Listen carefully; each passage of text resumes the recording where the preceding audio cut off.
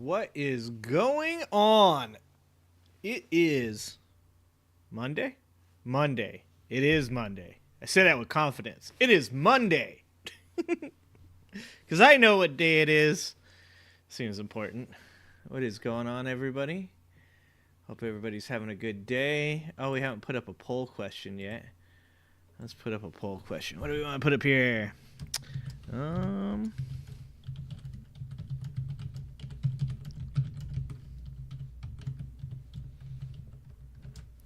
Let's see. What do we need for answers here?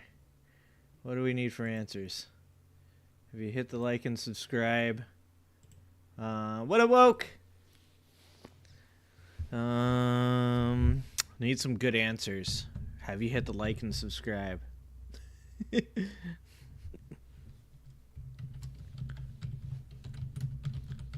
This one. What up, tired?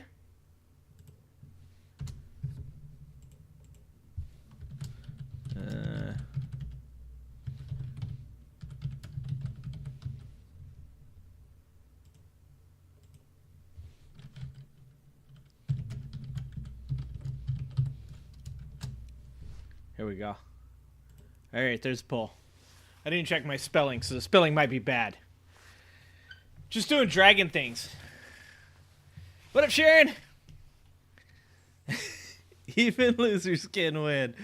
Oh, man, there is always so much to talk about in between 2 days. I'm telling you, one day if we get enough subs, we might be doing this shit every day. Because there is always so much to talk about every single day. It is insane the amount of information that is just spewing out of the conservative holes right now. It's insane. It is insane. It's like they can't stop. They're addicted. Just saying the dumbest shit. What up, Mike? Oh, man. Let's see. What do we got going? We got Trump back in court. Talking to accountants right now is what we're doing. We're talking to the head accountant, and we're talking about a support person as well. Both confirming Donald Trump does only sign checks from his personal account, which all these payments that went to Michael Cohen, all being signed by Donald Trump. When asked how she knew that it was Donald Trump personally signing these checks, she said she knew because he did it with a Sharpie. Like, you can't make this shit up. It's like crayons. It's like Donald Trump is a literal representation of a gigantic fucking child. Diaper and all. Baron von shits in his pants. Like, dude, every once in a while when I'm at work, a driver comes in, he's got an invoice. I look around for a pen. There's a Sharpie sitting there. I think twice. I'm like, do I really want to sign this invoice with a Sharpie? I'm looking out for him. I know it's going to bleed through. It's going to be illegible, hard to see, hard to understand who signed for this. All these thoughts go through my mind before I sign with a Sharpie. And that's Donald Trump's go-to. Donald Trump literally is like, where's my Sharpie? Did somebody take my Sharpie? You guys know I can't exist without my Sharpie and my diaper. Hey, he's running against a 6-year-old. No fucking doubt. It's insane. Woke, that video you sent me with the girl singing opera as Donald Trump just stands there doing that weird shit he does. That like weird, this little business that he does. He doesn't know what to do with his hands. He just straight down. And he just sways back and forth. He always reminds me of like one of those kids from one of those old 80s like Christmas movies. Like the fat kid didn't know what the fuck he was supposed to be doing. Kind of reminds me of that kid from Madeline. I kind of feel bad even comparing because the kid in Madeline wasn't a bad kid, but the one that eats all the cake. Oh, man. It was fucking, that video was amazing. You watch the trial on TV? Yeah, it's everywhere right now. It's everywhere. I'll be honest with you guys. At this point, And I know that, we could have if the glove don't fit, you must acquit moment. I get that. I get that everything can get turned on its head at any moment. But watching this shit is just like, I can't believe that anybody is going to find this dude innocent. They asked him the other day, they said, how do you feel about being on trial like this? How do you feel about having these people stand up there and say these things about you? Your friends are saying these things about you. And he just said, meh, it's life. The only person that can do that is a rich white politician. All right? Anybody else, if you put a minority on trial with 91 felonies and you ask him, how is it going? He's like, shit's fucked up. How the fuck you think it's going? They keep bringing my friends out. My friends keep telling on me. Anybody else would be wigging out, dude. Anybody else would be like, God damn it, I'm going to fucking prison for the rest of my goddamn life. And Donald Trump's like, meh, it's just life. It's just life. I mean, who cares? I'm probably not going to go to jail at all, so it's no big deal.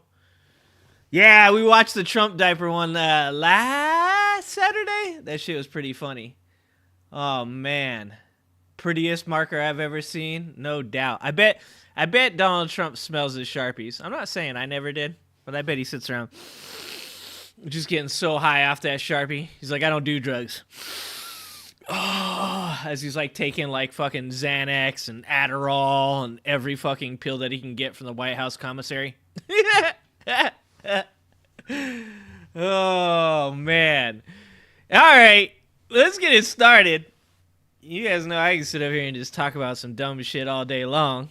Appreciate you guys being here. Love you guys. Thankful for you guys. We're at 8,330-ish on the subs.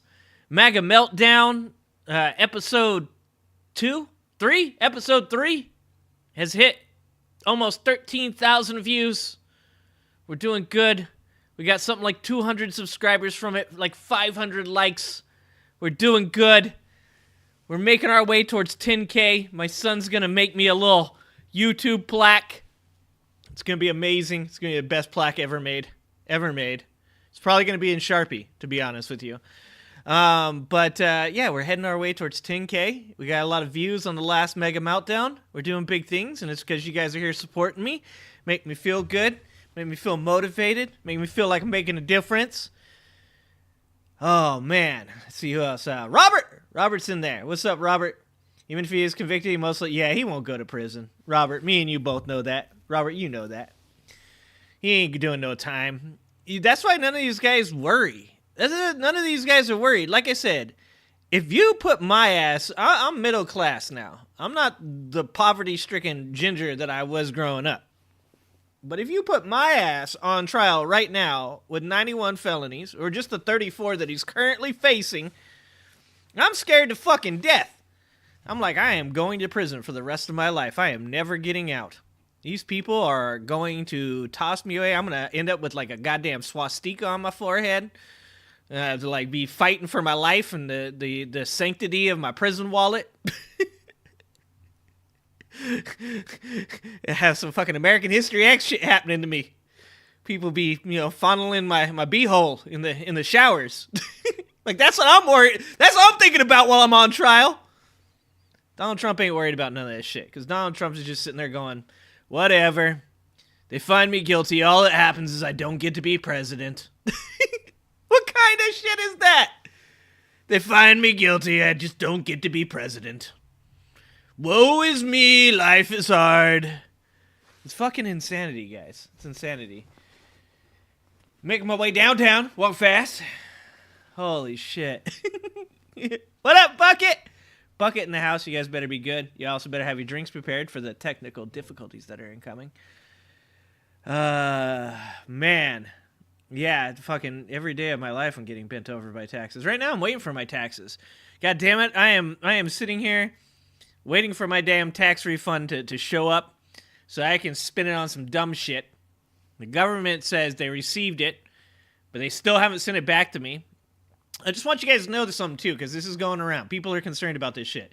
People are seeing that the IRS is ramping up audits. My friends, if you don't make more than 400K, that doesn't apply to you. And this is why people fucking are just the dumbest fucking people alive to be hating Biden. Because Biden pumped $80 billion into the IRS because the IRS is the only branch of the government that is actually profitable. And the way that they are profitable is by finding people that make over $400,000 a year and making their rich asses pay their taxes. Because you know who pays their taxes? We do. Us fucking idiots. We're the ones that pay our taxes because we're scared to death. We're worried that a motherfucker's going to find out that we didn't pay like $100 back in 2012 and it's going to turn into $1,200. That's who pays taxes. All these rich motherfuckers get away from it with it because the Republicans get into office and then just let that shit go. All right? So if you're worried that the IRS is going to audit you, if you don't make more than 400K, you got nothing to worry about. Just so you know. Just so you know. Also, big news right now. I don't know if you guys know about this, but I think it's Apple, Meta, Google, Amazon, all facing antitrust lawsuits due to the Biden administration. All of them. The one with Google is pretty fucking weird because if Google gets found guilty of some antitrust shit and they gotta do some thinking about their business model, that's gonna change some stuff up. That's gonna change some stuff up. We're gonna see. I don't got no trust. I don't have no trust. I have antitrust. But it's a possibility. There's a possibility that these big ass companies might be held accountable for their bullshit. And if they do, you're going to have Joe Biden to thank for that. Once again. Yep. Shit, rich people are getting looked at. God damn it. Yeah, I love that people, I'm paranoid. Like I said, it was like 2009. I didn't, pay my taxes because I was a young dude. And I was sitting there in front of my tax lady. And I was like, hey, I got to admit something to you. And she's like, what? And I'm like, I didn't pay my taxes back in, 2009. And she's like, how much money did you make back then? I'm like, I don't know, 23K. She's like, I don't think you have anything to worry about. Government only cares if you owe them money, not if they owe you money. I was like, oh, okay. So I was worried. I didn't want to tell anybody. Meanwhile, if you're rich as fuck, you're literally trying to figure out how not to pay these taxes. God damn it. It's not fair. All right. I saw this video with this cute dog on it. All this shit going on with Kristi Noem right now. Kristi Noem's weird as fuck, dude. Once again, I don't know who any of these people are. I mean, I know who they are, but I didn't know how weird they were until I started doing this show. And I started looking into people. Like, I knew Marjorie Taylor Greene said some crazy shit, but I did not know that she said the craziest of shits. I watched a video of a man saying, did you know that RBG actually died a long time ago, and they had her walking around. It was somebody else wearing her skin. And I expected Marjorie Taylor Greene to go, that's crazy. And what Marjorie Taylor Greene did was, I've heard that. Yeah, I did. Okay, these people are way crazier than I ever thought they could be. And I thought they were pretty fucking shady, but I didn't think of them as being crazy. Kristi Noem is fucking nuts. Nutkin futz. But this is what we're watching right here. Okay, if you guys don't, so some of you guys, sometimes you miss the messages. It's because you're on top chat, not on live chat, okay? Every once in a while I see you guys in the chat and you're saying how do I keep missing the messages? It's because you're in top chat. Remember to click the little button on the top of the chat. It says top chat. Change it to live chat so you're not missing out on all the great commenting going on in there. It's people telling me I'm really bad at what I do. You had to pay $700? God damn it. See, that's real money. Elon don't know what that life's like. Fuck Elon. Dog owners know our furry friends can be a lot to keep up with. But when those tough moments come, that's what I'm talking about. That's what my dog looks like. Shooting your dog in the face should not be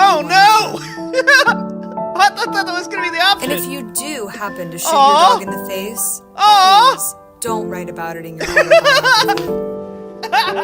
This has been a public service announcement directed at any Republican who may be considering murdering their dog. No. no. Guys, don't do that. Like, this is we are in 2024. I was talking about this at work. I'm talking about the dumbasses that believe in civil war again.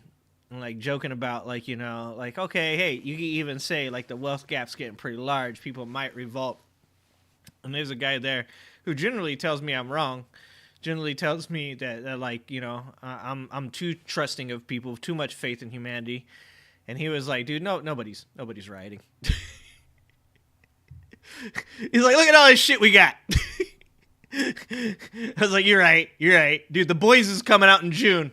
I don't know what's coming out in November, but I'll tell you this one thing that's going to be happening for me in November is the Eagles are going to probably be like 7-1 by then. Okay, guys, maybe 10-1 again by then. Ain't gonna have time for no fucking bullshit civil war. I'm hoping that the defense gets their shit together. Okay, fuck all that. I don't have time for that. God, that's like, how is this a thing? Brought to you by the Gravel Pit USA. Who would fucking do that and then write about it? Who thought that was like a fucking pro idea?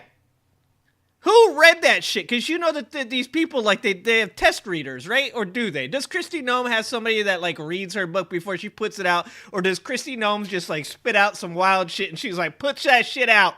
Push it out. That was gold. Dude, they're going to eat it up. Like, that's how I feel. That these are the mechanisms within the Republican Party. I don't think there's any checks and balances anymore. Kristi, should we show this book to a few people before we put it out? Nah. Put it out like it is. That is the shit right there. And then she put it out. And like Trump supporters everywhere are like, this is the shit. I love this shit. This is amazing. Shooting your dog. Fuck yeah, that's what I would have done. That's what I would have done. And then all of a sudden, somebody that had a heart got a hold of that book, and they're like, what the fuck? Who the fuck shoots their dog? Who the fuck shoots their dog? Oh, still think the dog and old goat belonged to hubby, and she shot them before running off Paris with her lover. This is where these stories go, Dash. You're probably not wrong. This is where these stories go. We think they're bad enough. We're like, goddamn, she shot her dog. Can't believe she shot her dog. And then they're like, oh yeah, well the reason that she shot her dog was actually she was trying to hide her affair. That's where this shit goes. Every time. She says she didn't know that was in there and the crazy bitch read it for the audio version. No shit. Oh my God, these people are so psycho. They're the worst criminals too.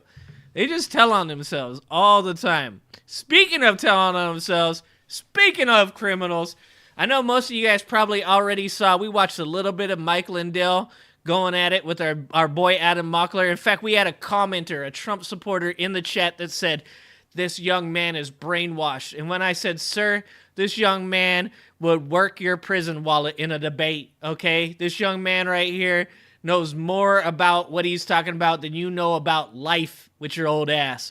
And that man said, yeah, maybe, but he's still wrong. That's Trump supporter logic right there. If we argue over some shit, you're going to know all the facts, but you're still going to be wrong. That's how their brain works. Anyways, Mike Lindell and Adam Mockler had a little thing outside where Adam Mockler worked his ass. And this is some follow-up. I think this came out just a little bit ago. And yeah, he was accused of attacking Mike Lindell, which we all know that would have been the opposite.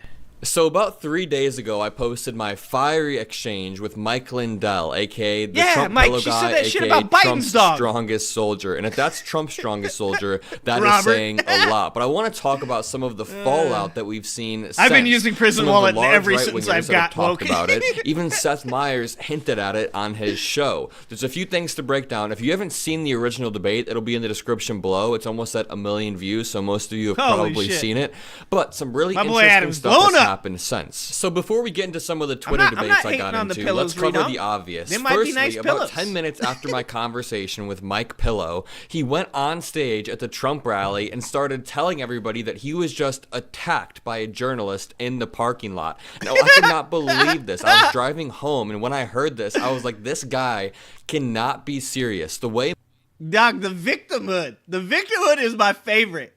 I think I'm going to start acting like that. Everywhere I go, I'm just going to be a victim. Everything that happens wasn't my fault. Somebody else's fault. I was driving to work today.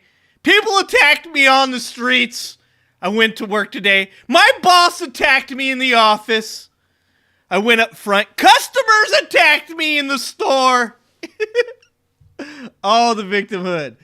MAGA always has to be the victim in every single situation. I know a lot of you are out in the parking lot and you probably see me getting attacked by a journalist out there. I mean, even at the beginning of the interview, I asked, do y'all think that Mike Lindell's back on crack? Do you think, because he's got a little fidgetiness going on, do you think he's like good crack? I was just talking about today how they use laxative to cut cocaine. Complete aside. And I'm not going to tell you why I was talking about that either. But cocaine is a hell of a drug, okay? All right? I'm just wondering, do you think Mike Lindell cuts his cocaine with laxatives, potentially laxatives, and then Von shits himself? It's a solid question. He's very fidgety. That's all I'm saying. How's the My Pillow business doing? And he uses the word attacked. He says, we are the most attacked business out there. It's been tough because we've been the most attacked company in history. He is a perpetual victim, and he gets that from Donald Trump. He is modeling that behavior from his... The My Pillow company is the most attacked company ever. Ever. I think that might not be factually true. I feel like Mike Lindell probably feels attacked.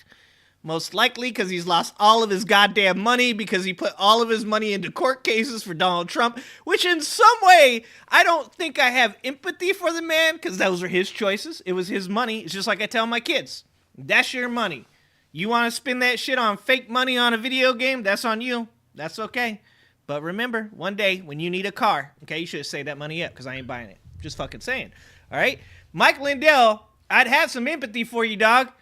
But you put all your money into another man's court cases that's supposedly a fucking billionaire. If a billionaire were to come to me and say, hey, dude, you think you could front some money for me and handle these court cases? I'd go, aren't you a fucking billionaire? How is it my job? Why am I supposed to put up the money? These are all questions that Mike Lindell would have asked if Mike Lindell would have given me a call. I probably know somebody that sold Mike Lindell crack, no doubt. I mean, we are 6 degrees to Mike Lindell. I'm just saying. I could have helped him out. Daddy Donald Trump, who is also a perpetual victim, who is always saying every institution is against me, every court is against me, every media company is against me. Over and over, he paints himself as the victim, and that kind of goes downstream to his supporters, who also now feel like the victim. They feel like pillow sales doing well. I don't know. I don't know much about the pillow industry. That is not true whatsoever. And honestly, this is a perfect example. Mike Lindell is the one who is inciting the crowd against me. Now, I'm not going to play victim. I was there to interview him and debate him and push back. It's okay that people got worked up or whatever, but if anything, he was the one who was... My guy Adam was actually telling them continue to boo him. He said, no, it's okay, boo. He was like, I like it. Come on, let's get this going.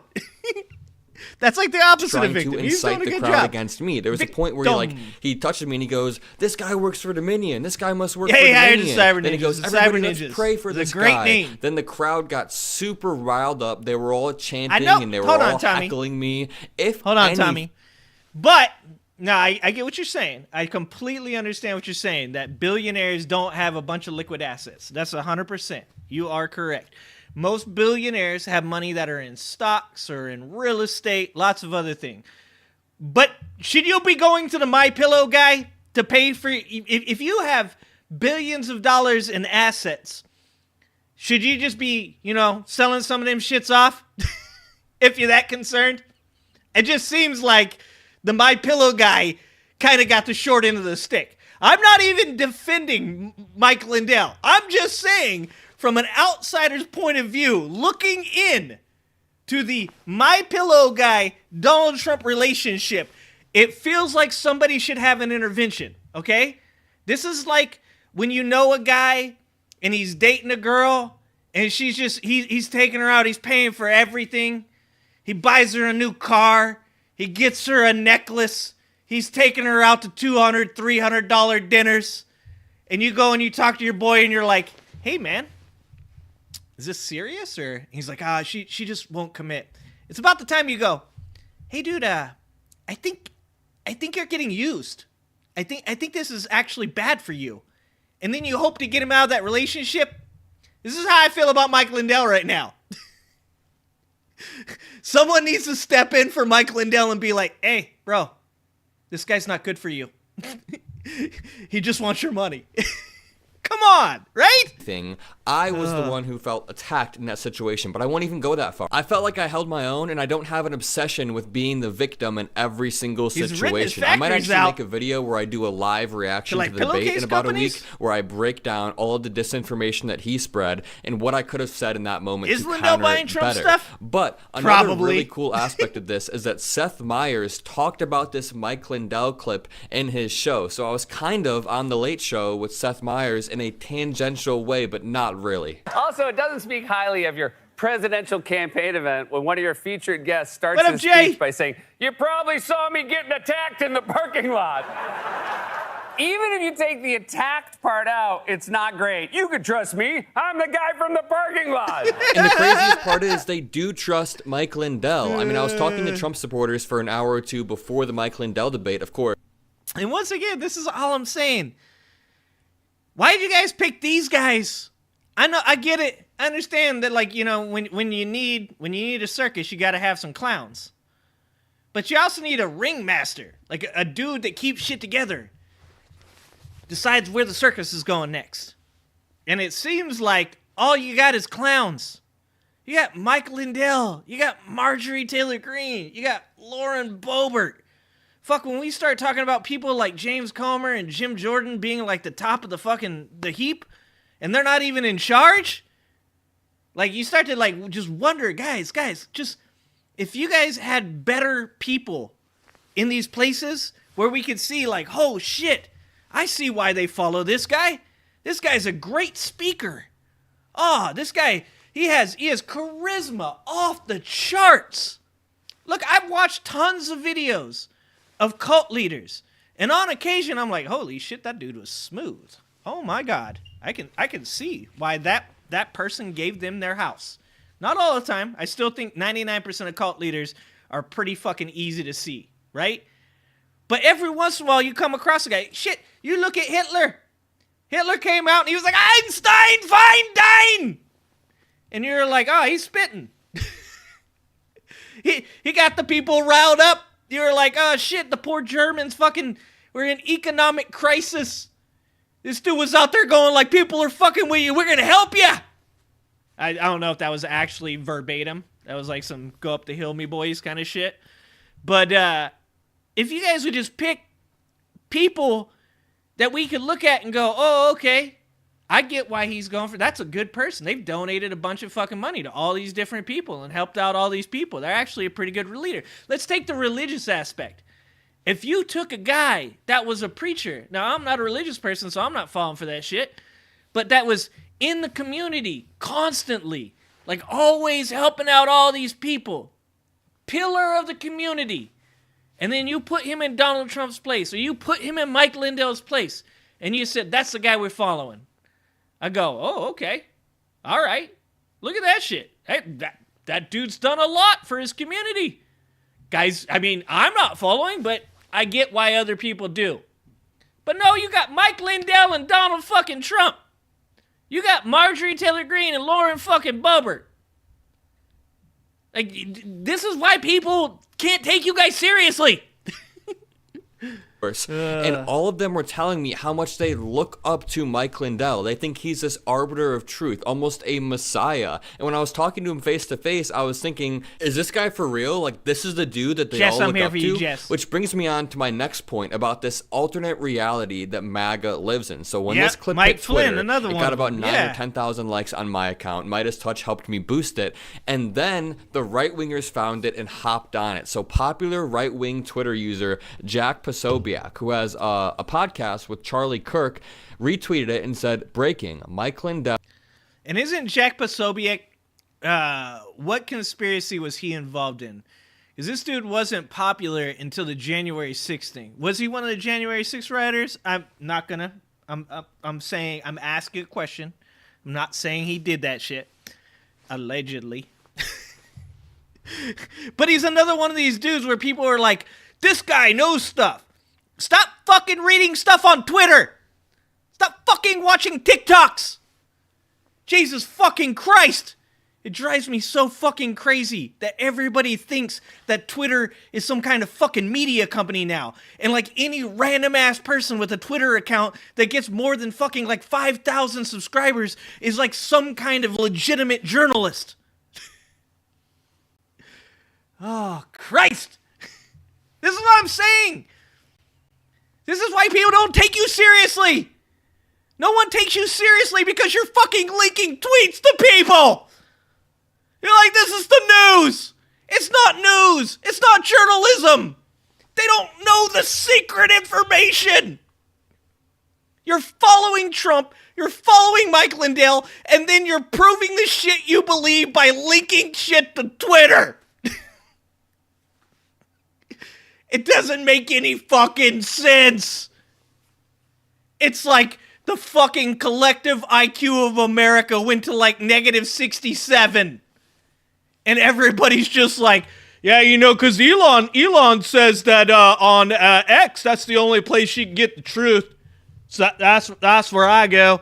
Right after I watch Ouch My Balls, I head right over to X to get all my political informations. And then if that's not going on, I usually head to TikTok. I like 60-second clips. It makes me feel smart. That's how I feel. God damn it. I'm about to have a fucking podcast tomorrow with the guy who has like 40 to 50 years in fucking, he's a law professor in UCLA, and I guarantee I'm going to have somebody in my comments that says something like, can you trust this guy? Yet they'll go to fucking Twitter and they're like, Jack Posobiec spits the truth. God just lit up this Midas Toucher libtard. Libtard was his word, not mine. They were also chanting that word at me while I was debating Mike Lindell, which shows how mature they are. But his clip got a few 100,000 views. Redonk is 100% right. It's not about facts. It's about who gets there first. And that ruined the fucking news, dude. It ruined it. And I'm not saying that other people like mainstream media, the Fox News, the MSNBCs, all of them, everybody, it ruined it. Because now it's not about being right, it's about being first. And if you come out and you say some crazy shit, it doesn't matter because half the world will believe you. So even if you get shit wrong, half the world will agree with you. So you don't even need to rescind anything anymore. You don't need to make any corrections anymore. The only reason that places like fucking Newsmax and Fox News make any kind of correction anymore is because they're held accountable due to defamation lawsuits. Fox News can't lose another $1 billion. They don't want to. They don't want to. But everybody wants to be first. Everybody wants to jump on the train and have the good shit. And it doesn't need to be right, because even if you're wrong, half the world's going to agree with you anyways, because they're too fucking stupid to figure out that you're wrong. No, instead they just hide that shit behind it's all a conspiracy. It's all the deep state. They don't want you to know the truth.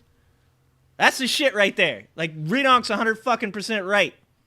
It's not, you don't have to be right. You just got to be first. And that prompted me to fire back by saying, lit me up. Lindell's the American dream on steroids, but the dream is accumulating wealth, not losing it to a con man. 2020 wasn't stolen. Your candidate was just shit. And I feel like I had to fire back because Jack Posobiec has 2.5 million Twitter followers. So this was a good chance to break through to some right-wingers who may see that debate and may be like, Mike Lindell is kind of deranged. But the fact that Jack Posobiec watched that debate and he got from that Mike Lindell won, Mike Lindell lit me up, Mike Lindell was spitting facts or whatever he's going to say, is just insane to me. I mean, it's kind of just goes to show how both sides live in their little chamber. I mean, when you read through the comments on my YouTube video, everybody is saying how great I did, but then you read through Jack Posobiec.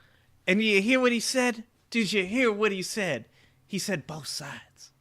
He said both sides. And these are the people that are like, I'm the critical thinker. It's only my side that's good. Only my side. This kid, he's closed-minded. He doesn't know. He thinks everything's black or white. But the kid literally said, both sides. It's like people fucking, their cognitive dissonance, like somebody says both sides and all they hear is beep. That's it. Yeah, because they're not listening. They're not listening to the fucking shit all anybody says. They're already prepared to respond with whatever pre-programmed bullshit they got in their head from the person that they like. Posobiec's comments, and they're all saying how great Mike Lindell did. So it's another example of this split reality that we both live in, and it was actually kind of blowing my mind sitting there reading it. I was like, so if you watch this as a right-winger, you'll think that Mike Lindell did great in this clip, but if you watch this as a liberal, as someone who's predisposed to hating Mike Lindell, you'll think that I did well in this clip. And I think if you watch it objectively, Mike Lindell is pretty deranged. But then, yeah, that's what I was going to say. Look, if you want to talk about like any kind of like real normalcy, any logic, any just discussion of actual facts, if you watch the video, all Mike Lindell does is yell and talk about how he's the victim and how everything's bad and how everybody's just out to get him or out to get Trump. There's no like actual like discussion of legitimate information from Mike Lindell's side. There are plenty of people that I have watched from the right. I watched the Ben Shapiro Destiny thing. And there are times during those conversations where I go, Ben Shapiro, I might not like what he's saying, but he's probably right, or I should at least look into what he's saying to prove that he's wrong. Because that's how you got to actually be able to approach these things. You got to be able to kind of push away that anger, that hate, that no one's right but my side bullshit. And you got to listen to what the other person's saying and hear whether or not there's actual knowledge coming from them or if they're just fucking deranged. And Mike Lindell is literally just fucking deranged. And to hear people come out and be like, that's what I like. That's what I want to see more of. It's fucking scary. It's WWE. I like personas. I don't want facts. I just want people to fucking come out and act like a fucking crazy person. I want people to come out and just yell that they're victims. Like nothing's getting solved. Of the show, Brett Meiselas responded to Jack Posobiec and I's feud and said they live in an alternate universe. Must be strange to have zero sense of reality. Yeah, exactly, Bucky. It'd it's be a funny character. if it weren't very sad, but they genuinely need help. Yeah, exactly. Mike Lindell is someone who genuinely needs help. Anybody who watched that and thought that Mike Lindell came out on top needs a little bit of help. Friend of the show, Pondering Politics, or Josiah, said, you should humiliate this libtard Adam Mockler further by debating him personally, Jack Posobiec. I have no doubt that you'll do as well as Mike Lindell did here. What a homie, trying to set me up with a debate with a large right-winger. Hopefully that happens. I know you guys want to see more and more debates with larger and larger names, but the fallout was crazy on Twitter. We were feuding, we were going back and forth. And I keep hearing this, and it's partially true. And that is the left refuses to have conversations with the right. Now, I disagree with people that say that people on the right are super open to these conversations with people on the left, because I feel like people on the right only bring on people on the left that they know they can in some way make look deranged as well, right? So we do have this question of how do we get together people on the right that are logical human beings and people on the, you guys are laughing right now after I said that, and people on the left that are logical human beings, and have them have conversations. Well, Adam Mockler here is willing to do that. He says, you believe this, I believe that. Let's get on there and let's do it. So when we hear people say things like, oh, people on the left just never want to have conversations with people on the right. Well, that's because you're only focusing on certain types of people, you know, and I actually don't even believe that's completely true, because you do see even in the mainstream, the CNN and Fox people kind of cross over and have discussions with left-wing politicians or right-wing politicians. Once again, I think that's a little bit of divisiveness, but you do see guys like Destiny, who you would consider to be either a classic liberal or an establishment Democrat or, you know, whatever you think he is, but going on right-wing shows. You have people like Adam Mockler saying, hey, I'd be willing to talk to somebody on the right. And that's the best way to have a conversation, is to sit two of these people down that actually knows what the fuck they're talking about, that spend a lot of their time researching these types of things, and allow them to have a conversation. And guess what? Don't act unhinged. Don't act like a crazy person. Just talk and see what comes out of that. Have a conversation. Fuck a debate even. Just have a conversation. And I love it. Like, if you guys have been watching my channel for a while now, you've probably picked up that I just like debate. I like the friction that comes when both sides with different ideas collide in a mostly respectful way. I mean, Liddell kind of lost it on me, but most of the time when I'm at Trump rallies, I can keep it respectful, and that's what I love. That's what I love about America and democracy. It's that two people with opposing views can come together and have a conversation and try to find a middle ground. And I think it's worth it. I really do. I think there are... And he said it, conversation. I blame Joe Rogan for this shit. Joe Rogan was the one that kind of started the whole, well, why don't they debate it? Like, and I get it, because Joe Rogan's a meathead. Joe Rogan's an MMA guy. Joe Rogan's a fighter. Like, everything that comes down to him is competition. So it makes sense from his point of view. You got one person that believes this and one person believes this. Why don't they debate it? But it's created this culture of people that think that every single conversation has to be some kind of adversarial points contest where you come out of it either looking good or making the other person look bad. People are supposed to have conversations. You're supposed to sit down and go, okay, you believe we're taxed too much. I believe that my taxes are good for education, for roads, whatever. Let's have a conversation about it, and let's try and come up with a solution, because debates aren't about having solutions. Debates are about making people see what you're doing and go, oh, I like that. Oh, I'm going to click that video. Oh, I'm going to follow this guy. Conversations are about actually solving problems. You know, I like watching Sam Harris and Jordan Peterson talk about religion, because you have Jordan Peterson, who's a religious person, and you got Sam Harris, who's an atheist, and they just talk about the things. And then you go, oh, you know what? I don't agree with a lot of the shit that Jordan Peterson says about religion, but hey, actually, you kind of made sense right there. Oh, Sam Harris, I don't like a lot of his points of view on, like, the Muslim religion, but he had a really good point of view right there. That's a really good point of view. Like, having actual conversations instead of having this, like, idea that you have to come out of something being a winner. I always say it's not about being right, it's about being correct, because being right's like a feeling. Like, you're like, oh, I'm right. I'm always right. I've heard so many people say that. I'm always right. No one's always right. And it's about being correct.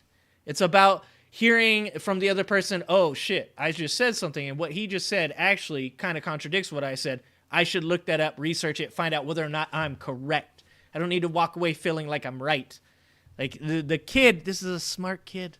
It's a smart kid. A lot of MAGA pundits or MAGA politicians with large platforms, and allowing their disinformation to go unchecked will do us more harm in the long run than just jumping into the lion's den and trying to combat it off the bat. There's because no if there are even a few people who watched that and realized, wow, Mike Lindell is a lot more unhinged than I realized, I think that is a bonus. I think that is a benefit, because I touched on this earlier, but a cornerstone of democracy, one of the foundations of democracy is conversation. It's dialogue and debate. And a lot of times it's so easy to demonize the other side. I mean, they do it to us, we do it to them, even though a lot of times MAGA deserves to be demonized. I understand. We demonize them so much that we forget that if we just reach out and talk to some of these people, then we can change their mind. I mean, we've seen that a lot on my channel. I guess let's play this clip of me changing a dude's mind just so I can show you that it does happen. And what do you think about the funding of Ukraine? No, I don't think that should happen. Why not? Because we need to take care of America first. America first, I agree, but I'd make the argument that funding Ukraine is exactly how we put America first, because a lot of people think we're sending cash bags, but we're sending old military equipment, right? And after we send that military equipment, we get to create new American jobs to restock and repile that, right? That's a good point. On top of that, you see that? Do you think Vladimir Putin's our enemy? Not really. Really, why not? Because I think he's trying to run his own country. And he's not, I don't think he is a threat to America. It's okay that he's running his own country, but the problem is when he starts to invade other countries next to him. So we should protect sovereign countries. We should protect our allies, essentially, right? I agree. So that's like us trying to invade Canada. And that wouldn't be okay. Right. So to piece my argument together, we're creating new American jobs, and in the process, we get to protect an ally, a sovereign country, Ukraine, from, I think Vladimir Putin is a dictator. He's a threat. He's not a good guy. So I think we're protecting America's interests. I think this is exactly how we put America first, right? Can you see that point of view? That is a very good point. That's a good point. You've educated me a lot. I appreciate that. Awesome. And we're both coming from the same point of view of putting America first. Right. How can we put America first on the world stage? And sometimes it scares me when they say we put America first by letting Vladimir Putin do what he wants. That doesn't make sense. Right. And how old are you? 21. You're very wise for your age. Thank you. I've really appreciated talking to you. See, it is possible. Do you see that?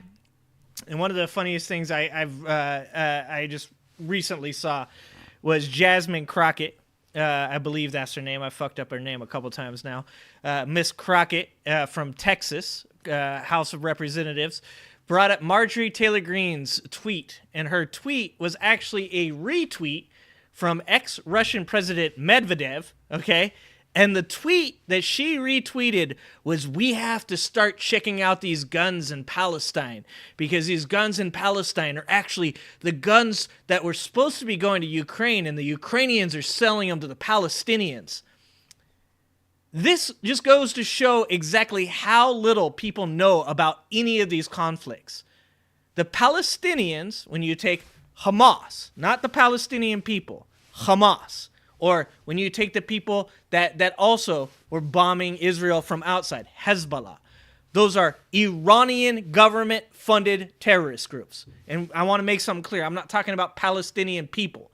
I'm talking about the Iran-funded terrorist groups. Iran is friends with Russia. They are allies. It would make no sense for Ukraine, who's in a war with Russia, to then sell guns to Hamas, who is being funded by their allies. It doesn't make any fucking sense. But it does make sense if you don't know shit and you get all of your fucking information from Twitter. Jesus Christ. I'm losing my mind. Marketplace of ideas in America, then I truly believe from the bottom of my heart that our ideas will win in the long run. The ideas of liberals broadly are better 10 out of 10 times than the ideas of MAGA Republicans or even normal Republicans. But the onus is on us to go out there into this marketplace and to spread our ideals in a way that is palatable, in a way that can resonate with the average American. Because if we don't, if we begin to seed all of this ground, if we seed the airwaves, the narrative to MAGA, then we start to lose our country. That is why I like to go out there and actually spread the word. But either way, if you enjoyed the video, make sure to... Adam Mockler is the man. End of fucking story. Not arguing or debating that with anybody. I know everybody wants to debate every single thing. Adam Mockler is the man. Here you go. This is that video right here. If you haven't subscribed to Adam Mockler, almost at 200K. When I first interviewed Adam Mockler, he had 70K. Obviously, it's because of my interview with him that he's now at almost 200K. Obviously. Anything else is fake news. Yeah, I just, when it comes to a lot of this stuff, Jasmine Crockett is amazing. A lot of this stuff is just people wanting to have opinions on things that they never ever looked into, and they saw a 60-second TikTok that made them feel right, made them feel like they knew something, or you were on Twitter and Jack Posobiec told you these things, and because he's got 2.5 million followers, you believe everything the dude says. That's you gotta put it in context of how today's internet world works. being popular does not make you right, and being right does not always make you popular. So when you have 2.5 million followers, that doesn't mean that everything that you say that you say is correct. And when somebody comes on here with 30 subs, it doesn't mean that they're wrong. And this is the same problem that we have when we talk about people like Trump with the lower middle class. And you say things like, Trump's a fucking moron, and they go, yeah? How much money do you got? And you go, what the fuck does that have to do anything? And they go, well, he's a lot more successful than you are. That means he's smarter than you. That's not fucking true, okay? Because being smart doesn't make you wealthy, and being wealthy definitely doesn't make you fucking smart, okay? There are tons of people out there with high IQs and bad paying jobs. And there are tons of people out there with giant fucking bank accounts and low IQs. And the same thing goes for information. Information is wealth, and just because you're fucking famous or just because you're popular doesn't mean that you know all the things that you should know, and just because you're not popular doesn't mean that you don't know shit, okay? The proof is in the pudding. Someone says some shit, you should go research that shit. And I'm not talking about going and reading more shit from the same fucking person. It's fucking insane. Can I pack a ball? Being born into money makes you smart? Yeah. Yeah, logical fallacy. Russia isn't giving anything to Hamas, so I don't even think they would take it if it was offered, considering the whole Russia invaded Afghanistan and the U.S. See, I disagree. I don't know about Russia giving anything to Hamas, but I do believe Iran did fund Hamas. And the reason that I say that is because of the Abraham Accords. Because Iran did not want the Abraham Accords to go through. They did not want Saudi Arabia to join the Abraham Accords, and they never were going to join the Abraham Accords. But as soon as there was a moment of any type of peace talks, all of a sudden, Hamas does what they did on October 7th. I don't think that Hamas did that for the Palestinian people. I think that Hamas did that because Iran wanted them to do it. Because Iran wants instability. And we can go all the way back to the 70s when the Americans created this shit show. But we're at where we're at. And it does seem to me, I got 8K subscribers. I ain't nobody. I may be correct. I may be incorrect. And everybody should have their own point of view on this, as long as it's out there and you're researching the thing. But my personal point of view is the reason that Hamas attacked on October 7th was because Iran funded that shit.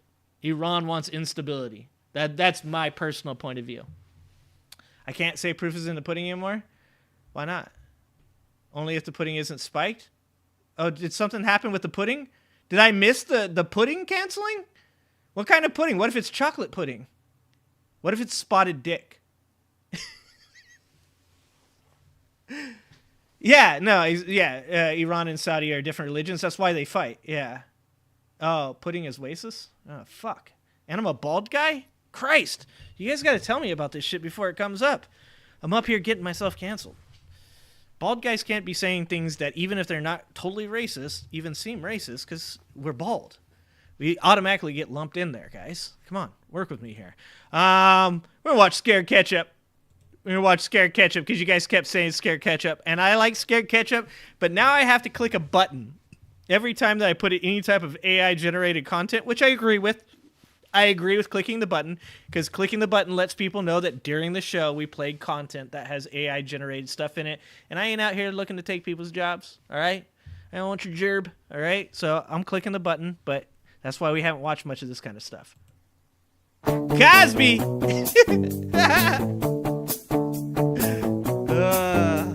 Fuck, I should have known Cosby! Is afraid that this is really not gonna last. He said I sound deranged and my thoughts are obscene. Our kids would be retarded, but I wanna make a scream. And she's riding him with those thighs. And she's loving on that cock blocker, I just knew it. And he's holding her head down there, that skate. You know I should be banging Jared's girl. Oh no! I should be banging Jared's girl. Oh, Daddy, you are so silly. It's not a crime when she's on like that. Could I perhaps not be in this video? I'm not sure what she says. Are you really okay with this? He is such a goddamn disgrace. Oh, People fuck. tell her we're so alike, and I think that's kinda neat, but I know he's never smelled it when she's blasted out a queef. What but the she's fuck? riding him with those thighs. No! And she's not on that dog. cock blocker, I just know it. And Oh, he's holding Christ. her head down there, that me skate. What the You fuck know is I that? should be banging Jared's Jared's girl. girl. I'm going to be honest. It's pretty catchy. It's not a crime when she's hot like that. I'm setting up a meeting with Dr. Phil. I don't know what that is. What is that, Redon? She's so mesmerizing all the time. This shit is They definitely say I Grammy treat worthy. me and uncouth. The sister, she is barely justified. I could replace that skull cap wearing dude. You know I should be banging Jared's girl. What the I should fuck be banging is this? Jared's girl. I'm sorry, but this is totally twisted. Banging Jared's girl. You are totally overthinking this. It's not a crime when she's hot like that. Take a chill pill, jarhead. Seriously, President Trump, look at this. Okay. And look at that. Okay, and tell me you don't Skype. want this. Okay. We're all going to hell. Yeah. Sorry. Oh, God. Marge, stop. Seriously, I'm going to hurl. Ding, ding, ding, ding, ding, boom. Ding, ding, ding, ding, ding, boom. Ding, ding, ding, boom, boom. This is my shit. Hey, folks, it's me, your favorite president. Remix Bros. Your favorite He brought it in. ex-congresswoman. Well, this is it, Bobo. Scared Ketchup's big one-year anniversary special. Bobo. I know, right? And it's so weird because it only seems like a year ago that Old Man Ketch started this YouTube channel. Right, that's because it was 1 year ago today, Damn, May son. 4th, 2023, Scared that the Ketchup's Ketchup killing it. Man started this channel, hence the 1 year anniversary. Yeah, that's all a bit confusing and it's making my head hurt. How the hell did you ever end up in Congress? Yeah. Do you guys like mind if we skip that part? I gave Ted Cruz the best paid sex he ever had. Check, please. Well, at least no one can say you never sacrificed for your country. You got that right, Big Daddy. Aside from May 4th being Scared Ketchup's 1 year YouTube anniversary, there's also something else big happening today. Oh, Is that's it an right. You oopsie? get your I STD don't know, test that was results pretty back from the fucking lab today, amazing. too. No, Bobo, that's not it? No, I'm pretty sure I marked it in my calendar. Big Daddy's STD test results back on May 4th. No, Bobo, that is not it. Are you sure? I'm positive. Oh, you are? I'm sorry. I know those aren't the results you were hoping for. Can we change the subject? Of course, but don't you think you owe Alina Hava a phone call? Did someone mention my name? Yeah. Like, no, Alina. No one Killing said your me. name. Bobo was just asking me for like a piece of gum. Yeah, that's it. Hubba Bubba gum. Don't sugarcoat it, dude. Alina, you got the clap, girl. Excuse The other big news is that today is the 4th of May, otherwise known as Star Wars Day. May the 4th be with you. Okay, now this is more like In honor of this special day, we are now inhabiting our official Star Wars universe alter egos. I'm Sleazebo Nads from Valtrek 7. And I'm Princess I Know You Want to Lay Me from Uterus Star Sector 12. Holy crap, Nuggets. We're getting an incoming transmission from New York Redonk, City. put it away. Well, what do you I know what you're doing It's right your now, old side Redonk. piece Hope Hicks, the girl who threw you so far under the bus yesterday that you might as well change the freaking carburetor. Hello, Donald. Put it away, Hello, Redonk. Bimbo. That's Bobo, you traitorous slut. That's rich, coming from the girl whose favorite Broadway show tune is "The Yanks Are Comin'." Yeah? Well, I don't even know what that means, bitch. Let me see if I can find a second grader to explain it to you. I'll have you know I made it all the way through 3rd grade with honors. Ladies, settle down. There's more than enough of this bloated orange alien blubber sack to go around. That's not the point, Big Daddy. This dog. treasonous twat testified in your hush money case yesterday and basically sealed your fate. You're finished. Kaput, dunzo, worm food, dispatched, smoked, fried, smoked out, bumped off, done in, whacked, croaked. It's over, bro. What exactly are you trying to say? I forgot? Yes, Donald, I did kind of destroy any chances you had to win your hush money trial yesterday. And for that, I am so sorry. Oh, this is the What is crying that this? happened. Seriously? Is this your attempt at crying? This is even worse than on the witness stand yesterday. Oh, I thought they were gonna make a Rittenhouse Yeah, Alina, joke. like, I'm not sure I'm buying this. That was prime Rittenhouse joke So yeah, time thanks right for there. ruining Big Daddy's life, you hoe bag loser. Yeah, Hope, I'm afraid I'm going to have to second that amendment. By E. What's happening, Big Daddy? I think we've been sucked into the Ozempic Nebula. Oh shit, what's gonna happen to us? I don't know, Bobo, but I sure feel funny. Wow, dude, that was kind of weird. Shit. I know, right? Hey, folks, Scared Ketchup wants to thank you for coming on this incredible journey with him over the last year and for all your amazing feedback and support through PayPal, Buy Me a Coffee, Super Thanks, Venmo. And for picking up official merch at his Etsy store. And to all of you who may not be able to contribute financially, please remember. Redunk, did you see they accidentally gave Donald Trump a red lightsaber on the May the 4th be with you post they put up? That shit was wow.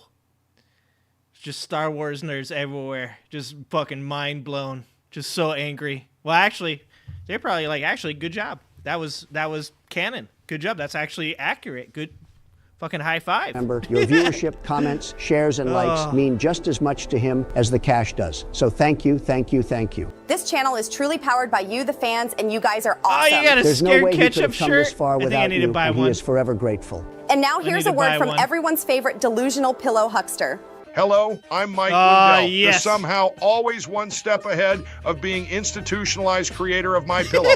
Now, if you're like me, and God knows I am, then you got to be sitting at home every day listening to the internet tell you what Dude, they're there's your doing pillow, to Redunk. poor Donnie in his trial, and you're just getting plum steamed that you can't offer a helping hand. Well, guess what, folks? Now you can with my all-new patented gambling app called MAGA Backdraft Millions.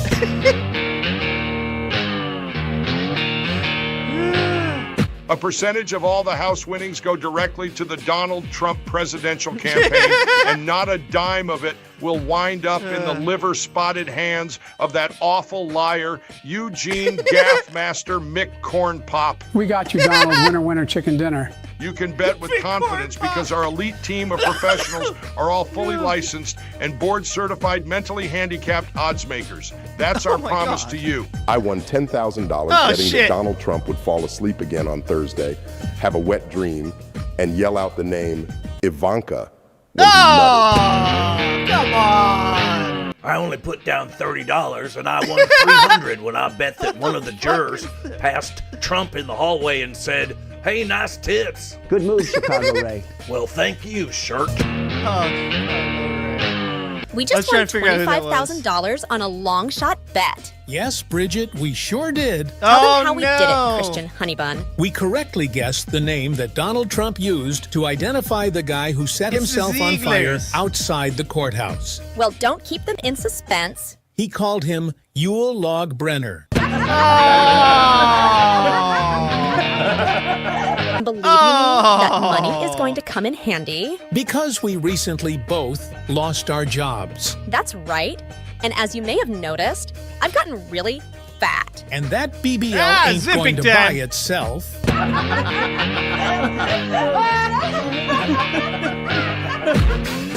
So, Jeepers, what are you waiting for? Get on Mini Merlin's Black Crack Kings today. There's so many ways to win. We have the over-under on whether Stormy Daniels will finally reveal the never-before-seen photos of the mighty mushroom-headed member that were taken by a camera hidden in her enormous hoo-ha. Please, God, no! Blithering shitbag. I won $1,600 when I bet that the courtroom... Dude, can we not? Because that would be great if we couldn't. It's bad enough that Hunter Biden's dong is all over the internet. And look, I know there's lots of dong on the internet. It's everywhere. It's just a way of life. It's the circle of life. But we don't need pictures of Donald Trump's little mushroom on the internet. Please, God. I don't want to, be fucking cruising the internets. I'm not telling you guys what I do on the internets, okay? But there's a possibility. I'm just saying there's a certain percentage chance that one day I click on something, because I click on stuff, guys, okay? Look, I'm making a lot of excuses for why I might accidentally see Donald Trump's little mushroom tip, okay? But I'm just saying it could happen, all right? Also, don't judge me. Sketch artist would draw the National Enquirer guy David Pecker on the witness stand as Holy a giant shit, James. dick with a mustache. It is a hell of a drug. This is crazy. So download Magnet Melon's Chrome Keys today and join in on all the fun. Gambling problem? Call 1-800-NO-SHIT.com.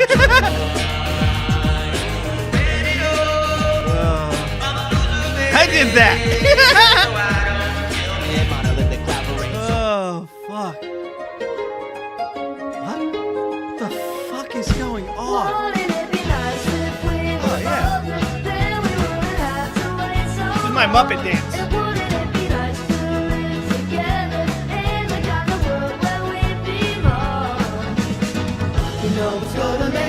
Yeah! Oh, shit! Oh, break it down!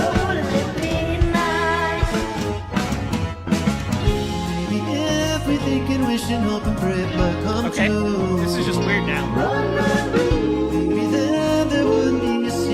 Is this just a scared ketchup thing? Does he just play videos of hyper kids in Africa dancing to weird AI music? Since I've already played it, we should probably play. Have you guys seen my my wiener has a massive shadow? The song.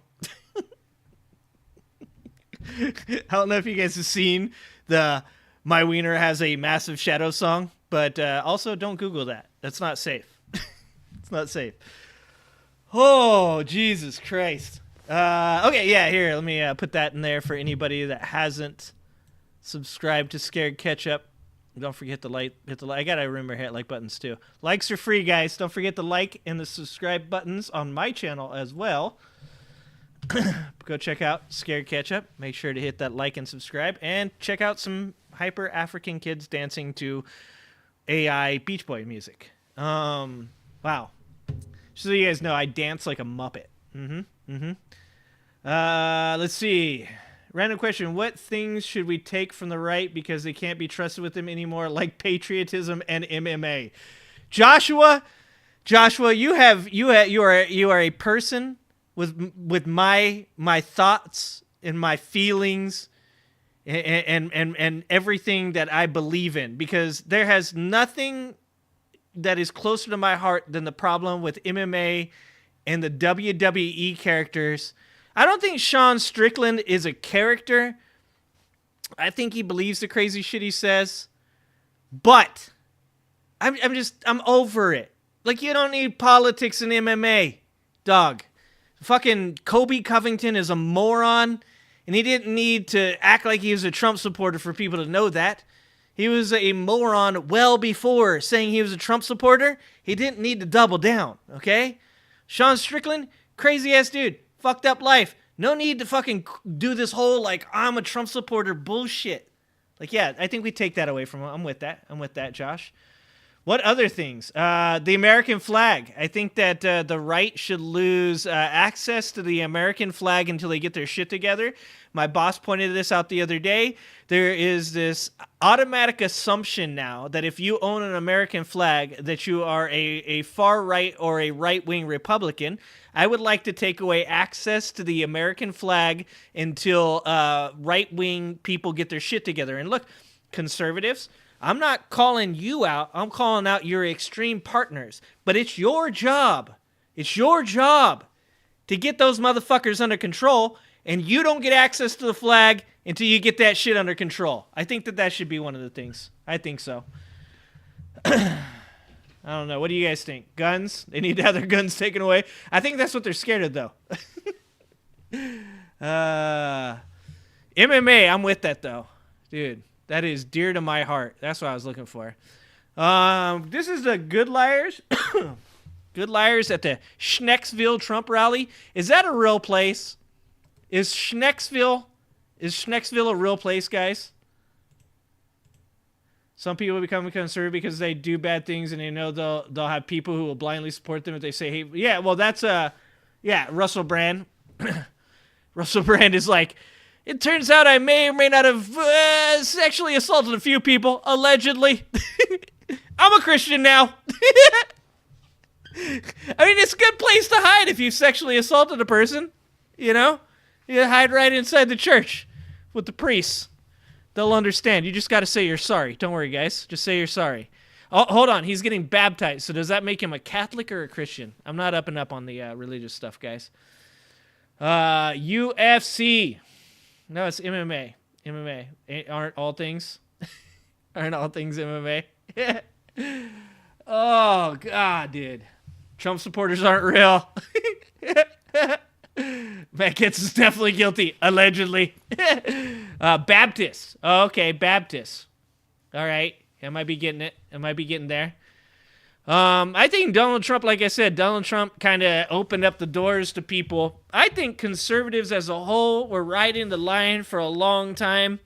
I mean, specifically when you talk about the religious things like abortion and stuff like that, where they were going to kind of just like say some things that were angry or hateful, but they could backtrack pretty quickly into their moderate conservative values and go, hey, I'm just talking about me. I'm just talking about my life.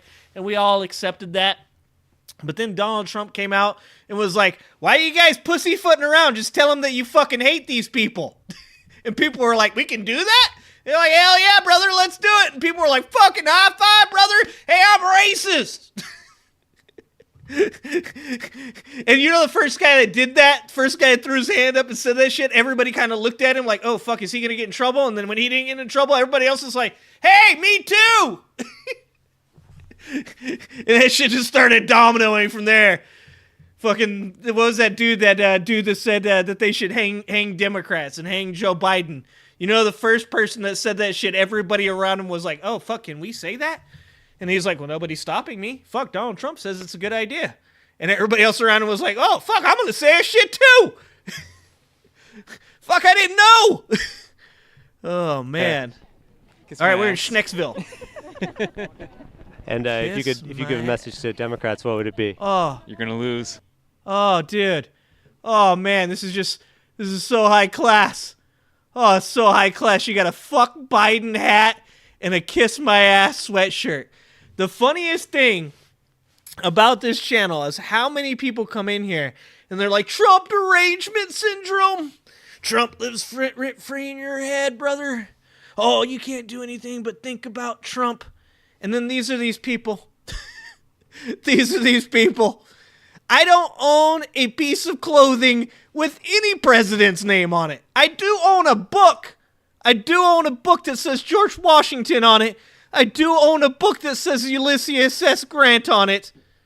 I do own books that have presidents' names on them. I do not own a book, or I'm sorry, I do not own a shirt. I do not own a bumper sticker. I don't own a poster or a mug or a fucking pair of diapers, set of diapers. What are we calling them? One diaper? A package of diapers with the president's name on them. Nor do I own even something that has Trump's face currently on it. I mean, maybe I should. Maybe I should get like a dartboard or something. That way I'm like living up to these stereotypes. I need to live up to the stereotypes. Maybe I need to get a dartboard with Donald Trump's surrender picture on it. Then we can really, really trigger these people. Go Trump. Bernie 2016. That's an acceptable shirt, Crow. I'm down as well. Let me try it again. Hey, how's it going? Is this in Pennsylvania? If you could give a message to Democrats, what would it be? Kiss my ass. All right, that's great. That's so funny. Oh, wait. Okay, hold on. Woke answered a question for me. Schnecksville is an unincorporated community and census-designated place in North Whitehall Township in Lehigh County, Pennsylvania. The population of Schnecksville, 2,935 at the 2010 consensus. No shit. Schnecksville is I can't stop saying that word, is a suburb of Allentown in the Lehigh Valley metropolitan area of the United States, which had a population of 861,899 and was the 68th most populous metropolitan area in the U.S. All right. Okay. Mutual Masturbation Association. Crow is you are quickly moving your way up the leaderboard in my favorite commenters right now. Doing good. Very solid. Russell B is now Catholic. He did not drown as I had hoped. You can always hope he gets dysentery, Genie. You know, Alexander the Great once drank out of a puddle after a battle. Got dysentery. He did survive it, but he did eventually die. Okay? So, you can always hope, Genie, that that's still something that could happen for our boy Russell. You know, there was, once again, this is the mind-bending lunacy over the past 4 to 6 years. Russell Brand went on Joe Rogan's podcast probably 5-6 years ago, pre-COVID, and he was like, it's all about love. It's all about, like, you know, I quit drugs and alcohol, and I'm so much of a better person now. And, like, you shouldn't eat animals. That's bad, but you can also live the life you want to live. And all these, like, fucking things where you're like, oh, well, that shit sounds good. And then he straight up went to, they're trying to kill us with the COVID vaccine. Like, I think these people should be forced to sit down and watch videos of who they were 5 years ago. That's it. I think that's what they should be made to do. Is they should pick up a video from 2018, set these motherfuckers down and go, watch this video. This is who you were 5 years ago. That J.P. Pearson guy, he wasn't making any of this right-wing shit 6 years ago. He was making hippie shit. No one remembers that. Everybody's like J.P. Pearson. He's a big right-wing guy. He's got all these fucking cool things he says about fucking conspiracy theories. No one remembers his ass was making left-wing shit like 6 years ago. It's fucking mind-bending. I just don't understand it. I don't understand it. I don't understand it. What do you think is going to happen in the 2024 election? Oh, I think all hell's going to break loose, and it's going to be another summer of love because Trump's going to win, and the Democrats are going to lose their mind. Okay, I'm going to be honest. If you show this lady a video of her in 2018, she's probably just going to be the same. Probably not going to work with this lady. And they're going to send everybody. It's going to be a summer of love because they're going to hurt, and they're going to hurt as many people as possible. They're going to send memories from the Oregon bad Trail. people out. They're Black Lives Matter. They're Antifa. Oh, any foreigner that's here that doesn't belong here is going to be sent to your front door.